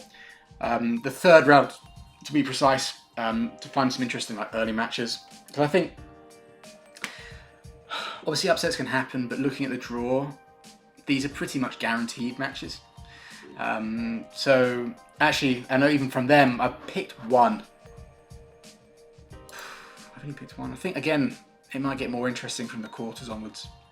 Yeah, but the match I picked was Li Yujing and Liu Jumin of China against Iwanaga and Nakanishi of Japan. To me, this is really the only interesting third round match. And only really because it could see China with only one medal hope left. Because the Japanese, for me, are very capable. They're a really, really good pair. Are capable of beating the higher seeded, higher ranked Chinese pair. And if they do, then with the way the draws worked, like with the top 2 Chinese pairs, Liu Shengshu and Tan Ning and Jia Yifan and Zhang Shushan, seeded to meet in the quarterfinals, then it means that when you get to the medal rounds, China could only have one pair left. Which actually is quite surprising. Quite surprising. So, yeah, no, pretty crazy. Anyway, I think it's better if I move on, because there really aren't, to be honest here, let's look at this draw, there isn't that many great matches until you probably get to the quarterfinals, in all honesty. So, the what ifs. Can Jia Yifan become only the 4th player in history to win 5 world titles? So she joined Lin Dan, Park Ju-bong, and why can't I think of the other one? 5 world titles. Zhao Yunlei, I'm pretty sure it is. Yeah, I think she won 3 mixed and 2 doubles. So yeah, can Jia Yifan, maybe it's Gao Ling actually. Anyway, I think it might be Gao Ling. Can Jia Yifan become only the 4th player to win 5 world titles? And actually, if she's able to do it, she'll join Lin Dan as the only player to win 5 world titles in one discipline. So that would be quite an incredible achievement. And I think it would be quite a fitting one, nice one, because I think the reason she continued and is stuck with this new partnership is to kind of, even after winning absolutely everything with Chen Qingchen, she still wanted to further prove herself and maybe lay any seeds to doubt that she only won those titles because it was with Chen. As ridiculous as that sounds, it does sound ridiculous to me, but I think she kind of wanted to kind of show that even if she's put with someone new, she can still win these major titles. So it would be quite fitting if she's able to do that at these World Championships. Can she do it? Obviously, the big stumbling block I've already mentioned is that the quarterfinals, she'll have to play the top seeds, Liu Shengshu and Tan Ning, the pair that have kind of been stopping them a little bit. as of late, obviously most recently at the China Open. Although saying that, actually they've played 5 times this year and it is 3-2 to Lin Dan, so it is very close. So I think that really is the one big stumbling block. I think to quite a few people, potentially that quarter-final could almost be an early final. I actually thought that Zhang and Jia was actually higher seeded than that, and I potentially thought that could be either a semi-final or even the final. So the fact that they got to play each other before the medals is quite shocking and quite surprising to me. But that's Jia Yifan and Zhang are seeded 6, so that they always ran the risk that this could happen. So yeah, no, I think if obviously Jia and Zhang are able to get over that stumbling block, there obviously are other amazing pairs that I'll talk about in a bit, but that for me is the big stumbling block. If they can beat them, that will obviously give them huge confidence, and I think then they could go on to win it and for Jia to win her 5th. But that's quite a big hurdle to get over before even the medals begin. Okay, next one. How will Matsuyama and Shida do in their final tournament together? So as everyone probably knows in the badminton world, Naomi Matsuyama and Chihara Shida are splitting up after these World Championships. I think it's Shida who is playing. Why can I not remember? It's Shida, I think, is playing with Arisa Igarashi, formerly known as Arisa Higashino, which is quite an interesting prospect. But yeah, no, for whatever reason, I don't know the reason, but Matsuyama and Shida are splitting after this. So can they go out on a high? Again, yes, of course they can. They won the All England early this year, and since kind of coming back before that All England, I think Matsuyama took some time off, and when they reformed and came back, I think that refreshed perspective kind of really helped them, and they've had some very good results. They won the bronze obviously in this venue last year at the Olympics. That was quite an emotional moment for them. And they won obviously the All England this year, so of course they are very capable of it. Obviously, one pair they've got in their quarter final is Kim Hee-jong and Kong Hee-young, another new pair that have been doing very well recently. But Matsuyama and Shida have beaten them the last 2 times they played, with the last time being not so long ago at the Japan Open. So I think they've got a good little draw as well to get into the semi-finals, where again I think the half they're in, avoiding the Chinese, and avoiding, I think, Beckman and Lisa, he might also be another pair they're not particularly good against. They're in the other half. So yeah, no, I think with the draw is obviously being a fantastic pair, the results they had, of course they can, and it would be nice because they're obviously their last tournament together. It would be good to see them go out high, even if that's just winning a medal. And last one, will we see a first Malaysian women's doubles world medalist? So when I looked at the past medalists at the World Championships, I noticed that Malaysia had never had even a medal in the women's doubles discipline. In fact, actually, they haven't had one outside of the men's events. Never had a World Championship medalist in women's singles, women's doubles, and the mixed doubles. So this question could go towards that, but they have got some decent pairs in the mix. But I think the women's doubles is where they're outside the men's, obviously, but they've already got medals there. It's where they've actually got the best hope, because obviously Pearly Tan and Tina Muralitharan, world number 2s, have a great opportunity, obviously, to add a medal, potentially even gold. I think they are definitely capable of that. I think they've obviously had a very good, consistent period as of late. I know they've come under a lot of criticism because ultimately they haven't won any of those tournaments, but they've been getting to the semis and the finals, and so I think it's a little bit harsh to criticise them for that, because it's like when you get to those tournaments, you're playing the absolute very best. So, but in relation to this World Championships, looking at that, like I said, maybe a medal, but then from there it's going to be a whole different ball game for them. I think the tournament will completely change. They've shown that they're very strong in earlier rounds as of late, very good at getting into those kind of latter stages, the semi-finals and possibly the finals, but it's there where if they're going to come unstuck, maybe it's the pressure, maybe they start to feel a little bit too much, but it'll be in those latter rounds. So I think answering the question of can they become Malaysia's first medalists, I think that's a very high possibility. Gold medalist is a whole different ball game. It's just a whole different ball game. I think one thing that's, a couple of things that could slip them up is, I think they got, actually no, I'm going to talk about that in a second.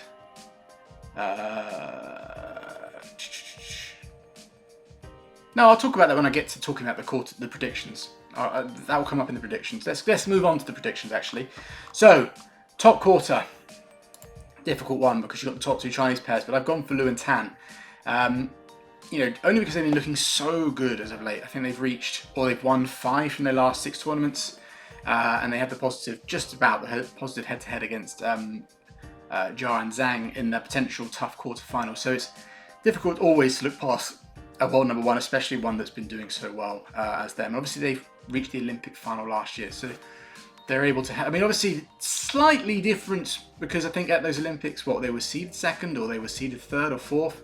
Here they're top seeds. That does add that extra layer of pressure and expectation on their shoulders. So let's see. But I'm still going to have them coming through that top quarter. Top middle quarter. I've gone for Rin Iwanaga and Ki Nakanishi actually. They are in the same obviously part as Beckman and Lee So-hee, who do have a 7-2 head-to-head against the Japanese. But crucially, and this is quite crucially, those 2 wins, the 2 wins the Japanese have come in the last 3 times they have faced. So I think obviously head-to-heads are quite good to use to kind of predict things, but you do have to look at the timings of them. If the last head-to-head was 2 years ago, it's almost as good as useless, unless the head-to-head is massive, so it could be a mental block you have against a pair. But the fact that 7-2, head-to-heads, you're like the Koreans' favourites. But if you look at the last 3 matches, the Japanese are 2-1 up, and they're the much more recent ones and actually, if you think about it, a majority of those bigger wins were when Nakanishi and Iwanaga were more of an upcoming pair, and Beckman and Lee So-hee were on that kind of, they still are obviously one of the top pairs in the world, but they were like constantly reaching finals, so they were obviously right at their peak, and I think they have slightly come down. They're not as dominant, not as strong as they once were. So for me on that's why I've picked Iwanaga and Nakanishi, and I just think they're mentally pretty strong, and I just think they can come through this quarter-final and get into the middle rounds. Top of the bottom quarter, I've also gone for another Japanese pair. I've gone for Matsuyama and Shida. Now, I've said that despite actually Kong Hyeok, one half of the Korean pair, is actually one of my favourite, if not my favourite, women's doubles players at the moment. Not my favourite pair, those two, but Kong Hyeok specifically, individually, I really like her. Despite that, I think with a positive head-to-head over the Koreans, and just in general having a very solid year, I think I'll give it to the Japanese with Matsuyama Shida. And bottom quarter, again, like with most of these predictions, I've generally gone with the highest seeds. I've gone with Pearly Tan and Tina. Now, I'd said, talking about them before, I'll talk about a few things. One of them was, obviously I spoke about their potential match against, in the quarters against Fukushima and Matsumoto, who kind of on a contrast, if you think about the pressure that the Malaysians feel of winning, this will be their first medal, and this will be their first chance of getting into the medal rounds for Pearly and Tina, and how they sometimes can come unstuck. Fukushima and Matsumoto are like the complete opposite. Fukushima was a 3-time world silver medalist, and Matsumoto is a 2-time world champion. So they know what it takes to get into those finals, into those world finals. But recently, I think Matsumoto and Fukushima, when they first they formed at the beginning of this year, they had a really good period. I think they win the Malaysia Super 1000. But as this year's progressed, whether it's just other pairs figuring them out, they're still really good, but they're not been as good. And I think with Pearly Tan and Tina Meriton rising, I think if they're to face, maybe experience might bring it quite level, but I think the way the Malaysians are playing, I think I'll give them the nod. There is one other tricky match that I have to talk about when it comes to the Malaysians, and that's actually the Indonesians of Mayasari and Ramadhanti. Ramadhanti has also been in the world final. She was the world silver medalist at the last World Championships. But this pair, I've got some notes here on them. They're obviously, again, another new pair, and I think they actually might be splitting again after these World Champs. I think I've read somewhere Ramadhanti's going back to Rahayu again, but again, I'm not sure. But anyway, so these pairs, the Indonesian pair of Mayasari Ramadhanti and Pearly Tan and Tina Meriton, have played each other 3 times this year. And it's 2-1 to the Malaysians, so the head-to-head is favourable, but all 3 of those matches have been 3 games. So it's a very tight, very close match, and again, all's going to boil down to how well the Malaysians can handle the pressure, because The Indonesians are going to go in as the underdogs. Of course, they're going to have expectations like, we can win this one. We've beaten them and we've come close. There's definitely a chance, but they're going to do that from the perspective of being underdogs. Whereas the Malaysians are coming in second seeds. I think this might be the first tournament they're actually coming in as second seeds because they've only just got their second world rank of 2, and so even more pressure. And then, you know, Malaysian players tend to come with a lot of expectation on their shoulders, especially, you know, with the fact that they've done so well recently. That's my only doubt for that Malaysian pair, is how well they can handle the pressure. I know that goes for a number of players throughout, but especially the Malaysian athletes, and I think especially Pearly and Tina. But, like I said earlier, I think when it comes to earlier rounds, recently, in the recent tournaments, they've been good at coming through, even if the pressure's on. It's in the later stages where it's been a little bit, maybe by the time they get to the semis or the final, it's been a different matter. But yeah, no, I've still gone with the Malaysians. I've gone with the bookies' favourites, and I also really like them. They are probably one of my favourite pairs in the women's doubles. So yeah, moving on. Last one, mixed doubles. I've been talking for 2 hours, losing my voice here. So mixed, potential big matches. There's 2 in the third rounds. Potential second round. Sorry, that stand out to me. First one is Feng Yanzhe and Wang Dongping, the top seeds, against Matthias Christensen and Alexandra Boe. Christensen and Boe have only just come back as a pair because Christensen had to serve an 18-month ban because of failing to give his correct whereabouts to the anti-doping agency, so he got banned. That was just before the Olympics. That was a huge blow. But they've come back very recently, and at their first tournament back in Macau, they won. And they didn't just win, they won playing badminton like, I would usually say like they've never been away, but it was like not just they haven't been away, but that they've been playing regularly and winning regularly. Like the confidence, the level was absolutely fantastic. I think they beat Chen Tangji and Toei Wei in the quarters of the semis, and they're the 4th seed at the World Championships, and they beat them playing some really good badminton. So they're obviously in good form. They're obviously very happy to be back. Being European, they're going to get a lot of support. But the big reason I picked this match is because if you cast your memory back to 2023, I think it was the second round, it might have been the third round, but these 2 pairs played there, and it was the Danish pair that actually beat them in one of the biggest surprises of the tournament. So can that happen again? It'll be very, very interesting. I do think obviously we're in slightly different situations. I think the Danes are in a similar position. Obviously they're not as well tournament played, but they've shown that that doesn't really matter with how they played in Macau. So they're going to come in hot on confidence. And obviously confidence buoyed by the fact that they know they can beat this pair at this big tournament. But I do think Feng and Wang, especially Feng, since 2023 has matured and grown as a player. Obviously, you know, at the time it was another result where, you know, he hadn't even got to a final of the Super 1000 by that point. I think then later in the year or earlier in the year, I can't remember when it was, fell, but he'd lost that crucial match in the Sudirman Cup semi-final. And so he was kind of being labelled as a player, the one weakness, and I pointed this out numerous times, that can he handle the pressure? But obviously since then, it has been better. You know, he's really proven to me that he's taking a step up, that he can handle the pressure a bit better. So it'd be interesting. That, for me, again, is why I picked this match. Not just 2 great pairs, but with that history, but can Feng actually make amends for what happened at the last World Championships? It'd be really, really interesting.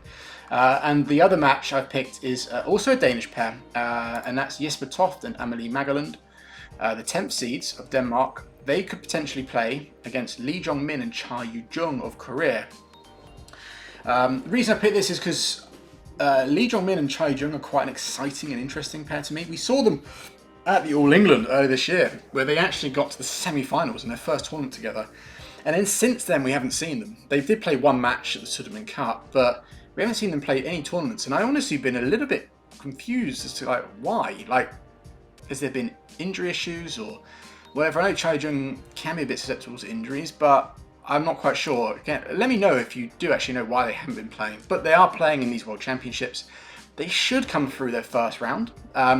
And if they do, then they face up to Jesper Toft and Amelie Magerland, who are kind of like a pair that slowly established themselves. I think they won the European Championships earlier this year. They're very, very good. Very exciting pair. Again, we'll have the home support, the European support. And also just, I'm really interested to see how Lee Jong-min and Cha Yu-jung do, because I'm a big fan of Lee Jong-min. You know, he's still a junior, or is he like just out of juniors? Very, very good prospect. And I've got some good hopes for this pair. Two left-handers. Obviously, they proved how good they can play at the All England. He showed some real maturity in that tournament. I think when they beat the Mares in the quarterfinals, who were obviously riding high in that tournament, had the full crowd support. They were able to put in a very disciplined and mature performance. And so, and I think looking a little ahead, if they're able to get through that, they'd have Zhang Zhengbang and Wei Yaxin most likely. But that would be an interesting match as well. I'd love to see that happen. But those are the two matches for me.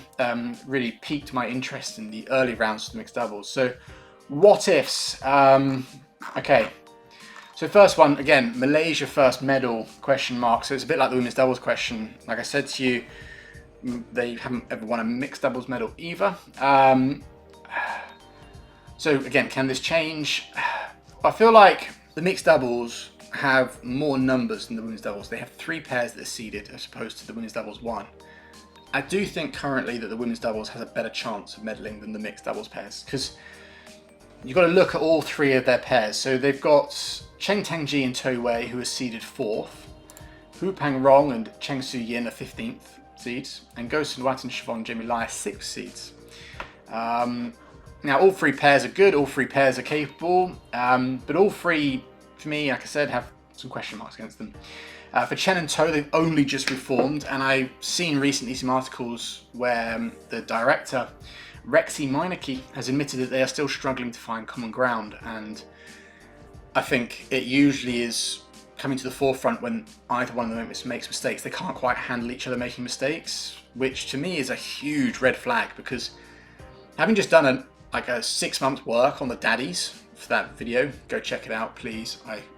Please just watch it. I put too much effort in for that to not get the views. But one big thing that was so good, like I said, throughout the video, is their communication, their trust, and how they just were always supporting each other. And when mistakes happened, nothing, it was always support. And that they always attributed that to why they were so successful. And you can see that in other pairs. That's how they've always done well. And now most players will always admit that they don't have to be the two best players together, but if they get on well and they have that connection, that's what makes success. And the fact that they haven't got that, for me, is worrying, a little bit worrying, and does put a huge question mark under their ability to medal. For Go and Siobhan, they had an incredible end to last year and the beginning of this year, and that's how they were able to get into the top 4 in the world. And they've had some decent results, but obviously recently those results have slipped slightly, and it's as a result I've seen Siobhan come under quite a lot of harsh criticism. She's posted some things on Instagram where she's been receiving like horrible comments and stuff. And I actually I wouldn't say I spoke to her, but we exchanged a couple of messages. And a lot of that was the reason for what people were saying was that was part of the game plan. Plus, there was someone saying that Go's doing all the work, but let's be honest, guys, that's mixed doubles. I think I remember seeing a video of Cha Yu-jung, who said, like, you have to understand as a female player in mixed doubles that you're going to hit like 20% of the shots. The man just does the majority of the work. That's just the way it is in mixed doubles. And I know that Siobhan uses that as energy and motivation to get better and better. But having said that, with the fact that their results have been dipping slightly, again, it puts a bit of a question mark against their ability to be able to medal. And then the last pair, Hu Pangrong and Cheng Su Yin, I think was it last year in the China Masters there, or something like that. Fantastic tournament. Were like absolutely mind blown. But I remember doing a video on them at the time, and I can't remember what I said exactly, but it was said I think it would be interesting to see whether they take this as a positive forward and really progress, or whether then the expectation becomes too much. And it seems, unfortunately, it's been the latter. I haven't really seen them. Like, their name hasn't jumped out to me at any draw since then, and I obviously haven't spoken about them. So again, their opportunities to be able to get to the medal stages, I think, are a bit less. Draw-wise, again, I think that might come under the section. One of them definitely will be under my prediction section. But for Hu Pangrong and Cheng, obviously, 2 of them will face each other. So Go Sun White and Siobhan and Hu Pangrong and Cheng Su Yin would actually face each other in the third round. And actually, looking at the draw, both pairs should make it to then. So we should see a Malaysian pair in at least the quarterfinals. But they are in the bottom half where you've got Zhang Zheng, Bang Wei Shin, who have been on some really good recent form. So whether they can make it through that is to be seen. But yeah, no. Yeah, can Malaysia get another medalist? Can get their first medalist in the mixed? Yes, but their three pairs, I think, have some big question marks against them, and I don't think... Well, you'll see when it comes to my predictions what I think about them in that respect. So next one. Oh yeah, so there's two players that could win the mixed doubles with two different partners. Obviously, you've got Chai Jung, who I've already spoken about because she's now playing with Lee Jong-min. She won it 2 years ago with Seo Seung Jae.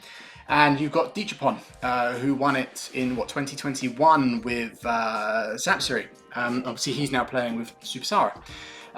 So I've already spoken about Chai Jung and Lee Jong-min, and whilst I really do think they're much for the future, a decent pair, very good pair, I'm not quite sure they can... I don't see them as a pair that's going to go on to win it. That would be absolutely, like, an extraordinary story. Not just with the draw that they've got, but just... This would only be, their second tournament together? And whilst they got to the All England semis, a World Championships is a bit of a step up from that, and I can't see it happening. So anyway, so let's focus more on Dichapon and Super Sara, because they're seeded 3, and obviously they've won... they've reached 2 Super 1000 finals, 2 Super 750 finals, and they've won one from each. So they've been doing really, really well, and obviously they must be doing well. That's how they've got up to world number 3 and have got their 3rd seeded position at these World Championships. I think one crucial factor, and I've mentioned this throughout a number of players and pairs, is going to be how they handle the situation, more specifically Super Sara. Dichapon, obviously, like all players, is going to get nervous, but I think where the weakness lies, especially in the early rounds, is Super Sara. I went up to the All England Live, where they lost to Siobhan Jemilai and Go Sun Wat, who obviously are a fantastic, fantastic pair, and were actually seeded above them at that point in time. But having watched that match, I was sat right behind the court. There was tension in the air. It was a big match for first round, but if I had to pick one player that certainly seemed to feel that more, I would say it's Super Sara. And so I think in the early round, she's quite susceptible to that. Having said that, when she gets to the latter rounds, so I think if they can get through even 2 rounds, so like maybe they win their first match and then they're able to get through the next, so they get into the quarters, I think that's when you start to see her play at the kind of level. That's when she really comes into her own. A little bit like what I said about Tomoka Miyazaki, actually.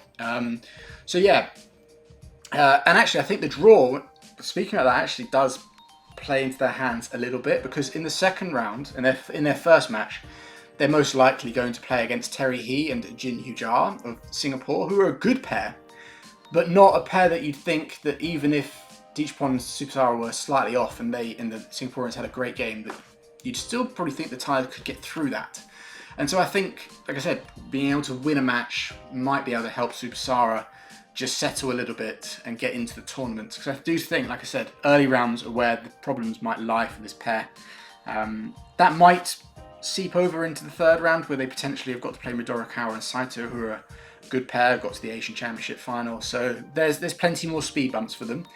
But that's the one thing that goes against. I think if they can get into the medals, then they're very dangerous, and they've definitely got a good opportunity to win the tournament. So, last big question, and this goes actually, you could probably extend this to the whole tournament. Can anyone stop China? Now, that might seem quite funny, actually, if you consider that in the mixed doubles, Korea are the reigning champions. And also the fact that at the 4 Super 1000s this year, China have only won half of them, only.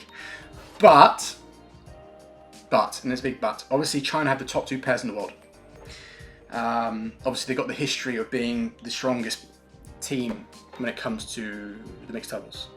Also add to the fact that China are just very good at peaking for big events. And then you also add that those two Super 1000s that were won by China, they were all China finals. So that just shows the level. So can anyone stop them? And obviously they got the top 2 seeds here. There are a number of pairs who definitely can. I've already spoken about Feng Yanzhou and Wang Dongping having that tricky second round against the Danes.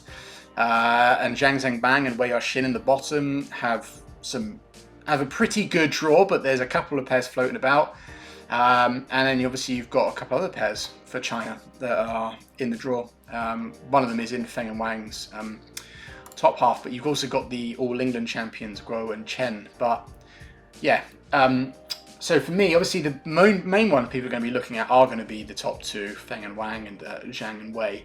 And what makes it obviously difficult is that I think, like I said earlier about Feng Enze, he has definitely improved his ability to handle the pressure a little bit more. So I think that's going to give him a boost. And then when it comes to Zhang and Wei, recently, if you obviously Japan and China, they won in Japan, got to the final of China. Two great results. Two results they hadn't been having those kind of results for a little while. I know there was this whole split up of the pairs, but since they've come back, or even before, it's been a while since we've seen Zhang and Wei play that well. I thought Wei Yaxin was looking back to a normal dominant self at the net, very strong in defence, and Zhang was not making as many errors. One criticism I had of him was when I watched him earlier in the year, he was just spraying stuff all over the place, just so like, there were unforced errors to the max, like just crazy. That had massively reduced in the last two tournaments. So both players are going into this tournament hot off 2 wins each. And so massive amounts of confidence. And so, yeah, I think it's going to be very difficult to defeat them. And like I said, you have obviously got the All England champions in there. And also the fact that I think Chinese, and I did say that the fourth Chinese pair that are, I haven't got their name up here, Cheng Jing and Zhang Qi. What is that? Were they the ones that won in Thailand or something? They were very good, if it's the ones I'm thinking of. But they're obviously in the same third round section as Feng and Wang. But the other two pairs, you know, the All England champions, Guo and Chen and Zhang and Wei, are in opposite like quarterfinal sections. So China obviously got their pairs spread out, unlike in the men's singles or the women's doubles. They're more spread out, so actually it might be harder to actually stop them. They could just kind of eat away at the whole draw. So yeah, it'll be tricky to beat China, but it's not impossible. I think there's a number of pairs that can do it. It's hard to really see another hard-hitting pair other than Deechbon and Supasara at the current moment. A true hard-hitting pair that can beat those Chinese pairs. Maybe Jaquel and Del Rue if they have an absolute storm on home soil, but yeah, there are pairs that can beat them, but when you look at it, you're like, it's hard to not see it being an all-China final. It really is quite difficult, but it's not impossible. So let's move on to the predictions. So I think you'll understand who I'm going to pick for the top one. I've picked Feng and Wang. I do know I said that they had a tricky second round actually, sorry. And they could also have the home pair of Jaquel and Del Rue in the quarters, which, if that match happens, that could be feisty, because I think, was it the Olympics last year? Jaquel and Del Rue gave the winners, Zheng and Wang, one of their hardest matches because they were really buoyed by the home crowd. And then add to that Jaquel and Del Rue won the Indonesia Open Super 1000. And big part of that win was the fact that Del Rue was feeling 100% fit for the first time in a long time. So, you know, I've quite, that's for me is the true banana skin in that little bit for Feng and Wang, the real one. But I'm still going to go with the Chinese pair. Bottom top quarter. Interesting one. I've actually gone for Tang Chunman and Saying Sweat. So since deciding to reform their partnership after a very big win at the Asia Championships, they've actually been pretty solid. They have been relatively consistent, doing pretty well. They have lost to one of the pairs in their quarterfinals recently, the exciting young Indonesian pair of Jafar Hidayatullah and Felicia Pasaribu, who I really like. But I picked the Hong Kong pair based on their steady game. The fact they're very experienced, they've won world medals twice before, and they've been around the block, and they're also just playing really good badminton. And whilst, if we look at them against Cheng Changji and Toei Wei, they've played once before, and the Malaysians won, but that was 2 years ago. So and I do think if we base it on current form, we can't really consider that 2023 result, because, like I've already said, I think the Hong Kong pair are getting back to some decent level, and the Malaysians have their issues basically. So I'm just not confident with the Malaysians. They could bring it together and be absolutely brilliant, but it's not enough. They've shown too many red flags, I guess, for me to want to pick them. And out of that section, it was between the Indonesians and the Hong Kong pair. But I think based on experience, I've gone with the pair from Hong Kong. So top of the bottom quarter, I've gone for Dicapon and Subsara. Like I said, early round nerves, but I think the fact that they got that potentially pretty good match for them in the second round that could, you know, be a good opener. And then obviously Midori Kara and Saito are good, but I think Dicapon and Subsara match up well against them. And I think they'll just, the deeper they get into the tournament, the better. And I think if we get into the quarters, I know they could potentially play the All England finalists, but the All England winners, but they've been a bit up and down. You know, they're a bit of a misnomer. I actually have no idea how they're going to play. But so I've gone with more like the consistent results of the Thai pair. And the bottom quarter, I'd love to go outside the top 40s again, but I've gone Zhang Wei. Like I said, you look at those top two Chinese pairs, and it is really hard to see them not being in the medals, if not being an All China final. I think the fact that they reached the Japan Open, they won the Japan Open and reached the final of the China Open. It was the manner in which they played. It showed some of the things that they'd shown in the just before the Olympic Games and just after, where they were like playing really, really good. So all that little slump they had after, I think they've kind of got over that. You know, like I said, Wei Yaxin looking super amazing in defence and confident on the net. She's one of the best players on the net when she's there, and obviously you need confidence. And then I think Zheng Zhengbang making less errors, playing much better, and he is one of the most exciting and one of the best athletes in world badminton. But can be a little bit sporadic. But in the last two tournaments I've seen, far less. I think the question mark against them again, it's a bit like, it's not quite as much, but the more I watch Zhang Zhengbang, sometimes he reminds me of Feng Enzo in terms of mentality. So maybe the pressure of a World Championships might be something. But I've got a feeling the pairs and the route they've got is actually pretty nice. Like, obviously some good pairs in there, but none like really awkward heavy hitters that I think can disturb them.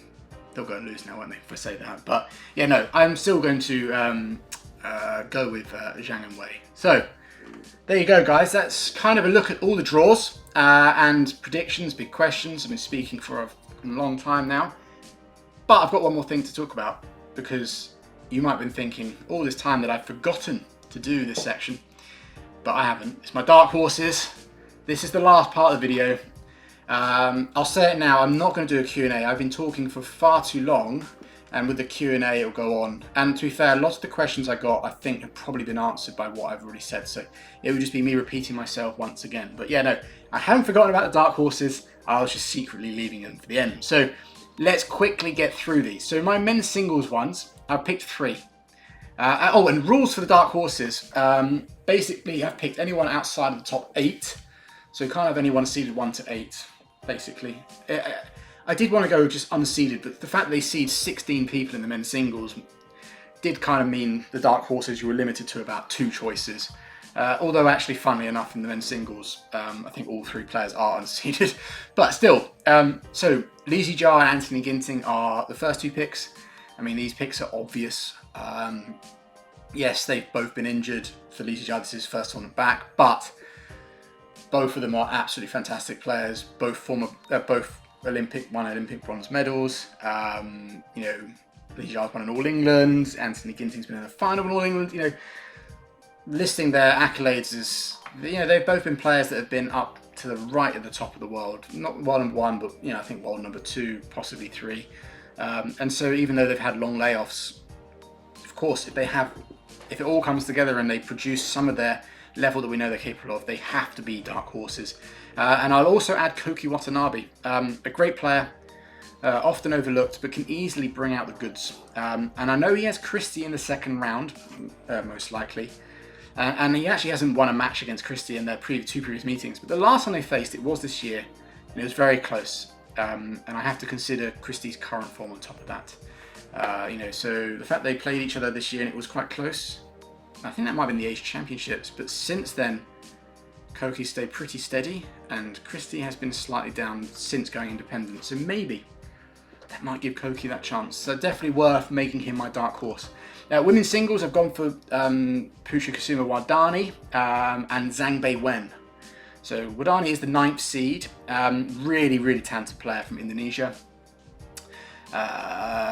She will have to go through, where is she? Let me get the draw up. So here we go, women's singles draw. Wardani's there. She will have to go through seeded-wise, Miyazaki and Wang Ziyi. And I think she is capable of beating both of them, especially Miyazaki obviously being slightly lower ranked. And I know Wang Ziyi against her, she is 6-0. So the fact that she hasn't won one is maybe meaning I shouldn't choose this. But the last 2 times they met, the 2 times that, and that was this year, you know, very recently, they did both go to 3 games, with I think Wardani winning the opening game like 22-20 and then fading away a little bit. So I think with that, the fact that she went to 3, and the fact I just think she's just a really good player, I think she has a chance. I think it's worth making her a dark horse. For Zhang Beiwen, I think she's an ever dangerous player. Again, she's always capable of beating a number of the world's best. Again, she's a player that can be a little bit up and down. We're never quite sure of her physical fitness or her mood or stuff.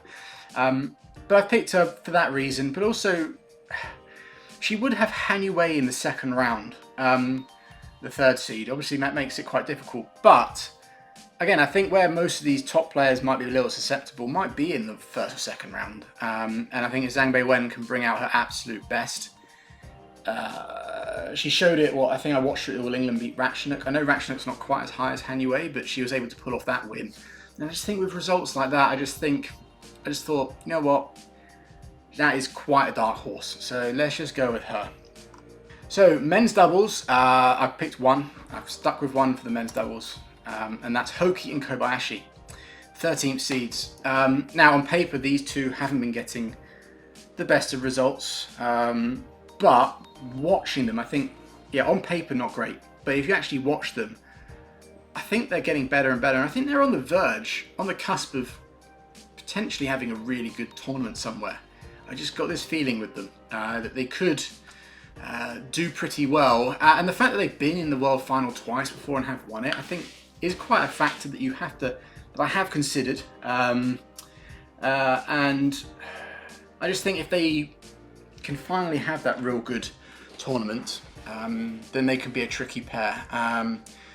There's a few. I could have picked a couple in the men's doubles, but I think me just Hoki and Kobayashi are jumping off the page. Women's doubles, I've already spoken about them, but it's the pair that might have to face Pearly Tan and Tina Muralitharan in the 3rd round, and that's Lani Trio Manasari and Ramadhanti. They're the 12 seeds, and yeah, I picked them because obviously, like I said, they've had 3 matches against Pearly and Tina this year, and although they're 2-1 down, they've all been very close games. And so I think that's a really tricky match for Pearly and Tina early on, and I think as a result, and again with Ramadhanti having been in the world final before, and Manasari is a very skillful player. I think that could be quite. Wait a sec. What? Sorry, suddenly my camera, my laptop, even though it's charging, said it was on low battery. I think because it was on low, it's just not charging fast enough. So I need to get through this quickly. Manasari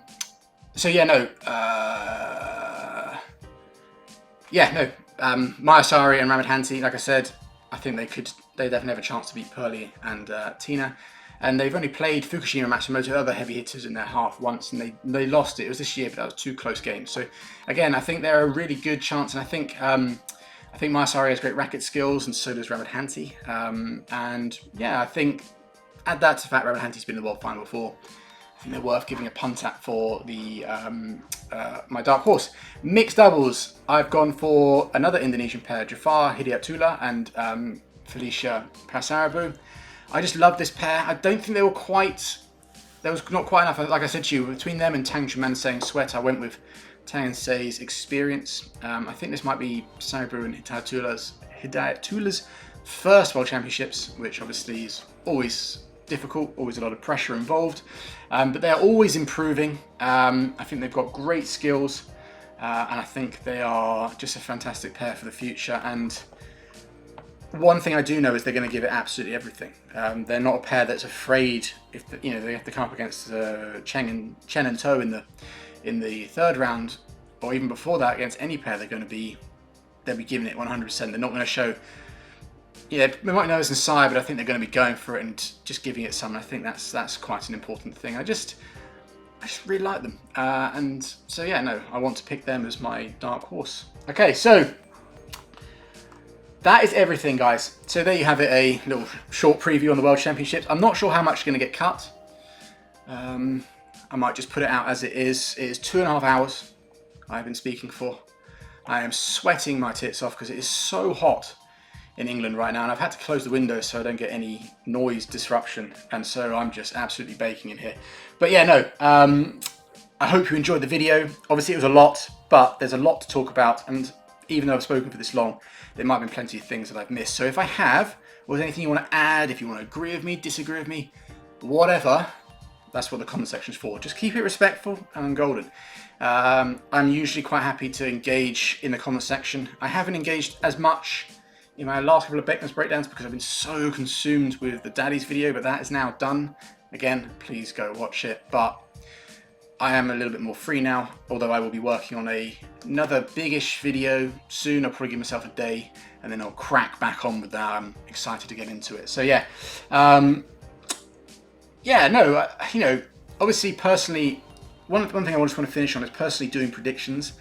Whilst to some people I've kind of built up this reputation of being pretty good at it. You know, Olympic one was pretty on the money, etc. My World Tour Finals one wasn't too bad, and stuff I've done on social media. But I personally, it's always really, really difficult because it just, you can look at head-to-head, you can look at form, you can do this, but it just doesn't account for, like, some players can just turn up and have just that absolute week. That is the week they did. You know, that's the week that they just suddenly perform really, really well. And you just, you know, some players just, for whatever reason, suddenly that week, you know, it just doesn't account for like freak things, you know, things that can happen, things that inevitably probably once or twice will happen in these World Championships as well. There's going to be some upsets. So the fact that I've gone for predominantly the top seeds might backfire, but we'll see. I will, in the next video, obviously be doing the review of the World Championships, and we can all sit here, and either revere in my savant predicting abilities of badminton, or we can go like, ah, you're right, or we can all point finger and laugh at me, because it's always funny whenever I do these videos. You get the obviously comments, and then once the tournaments start, the amount of times, like, if I got one right, people go, oh, you were right about this, or if you're wrong, ah ha ha, you're rubbish, right? Or like laughing, going, you were so wrong about this, etc. It's always quite funny. So we can sit here in a week and a half time, 2 weeks, and we can go, well, you can just see how I did. So anyway, until then, guys, I'm going to sign off now. Again, lastly, if you want to get some Beckman's Breakdown merch, link in the description. And yeah, thanks for watching. See you in the next one.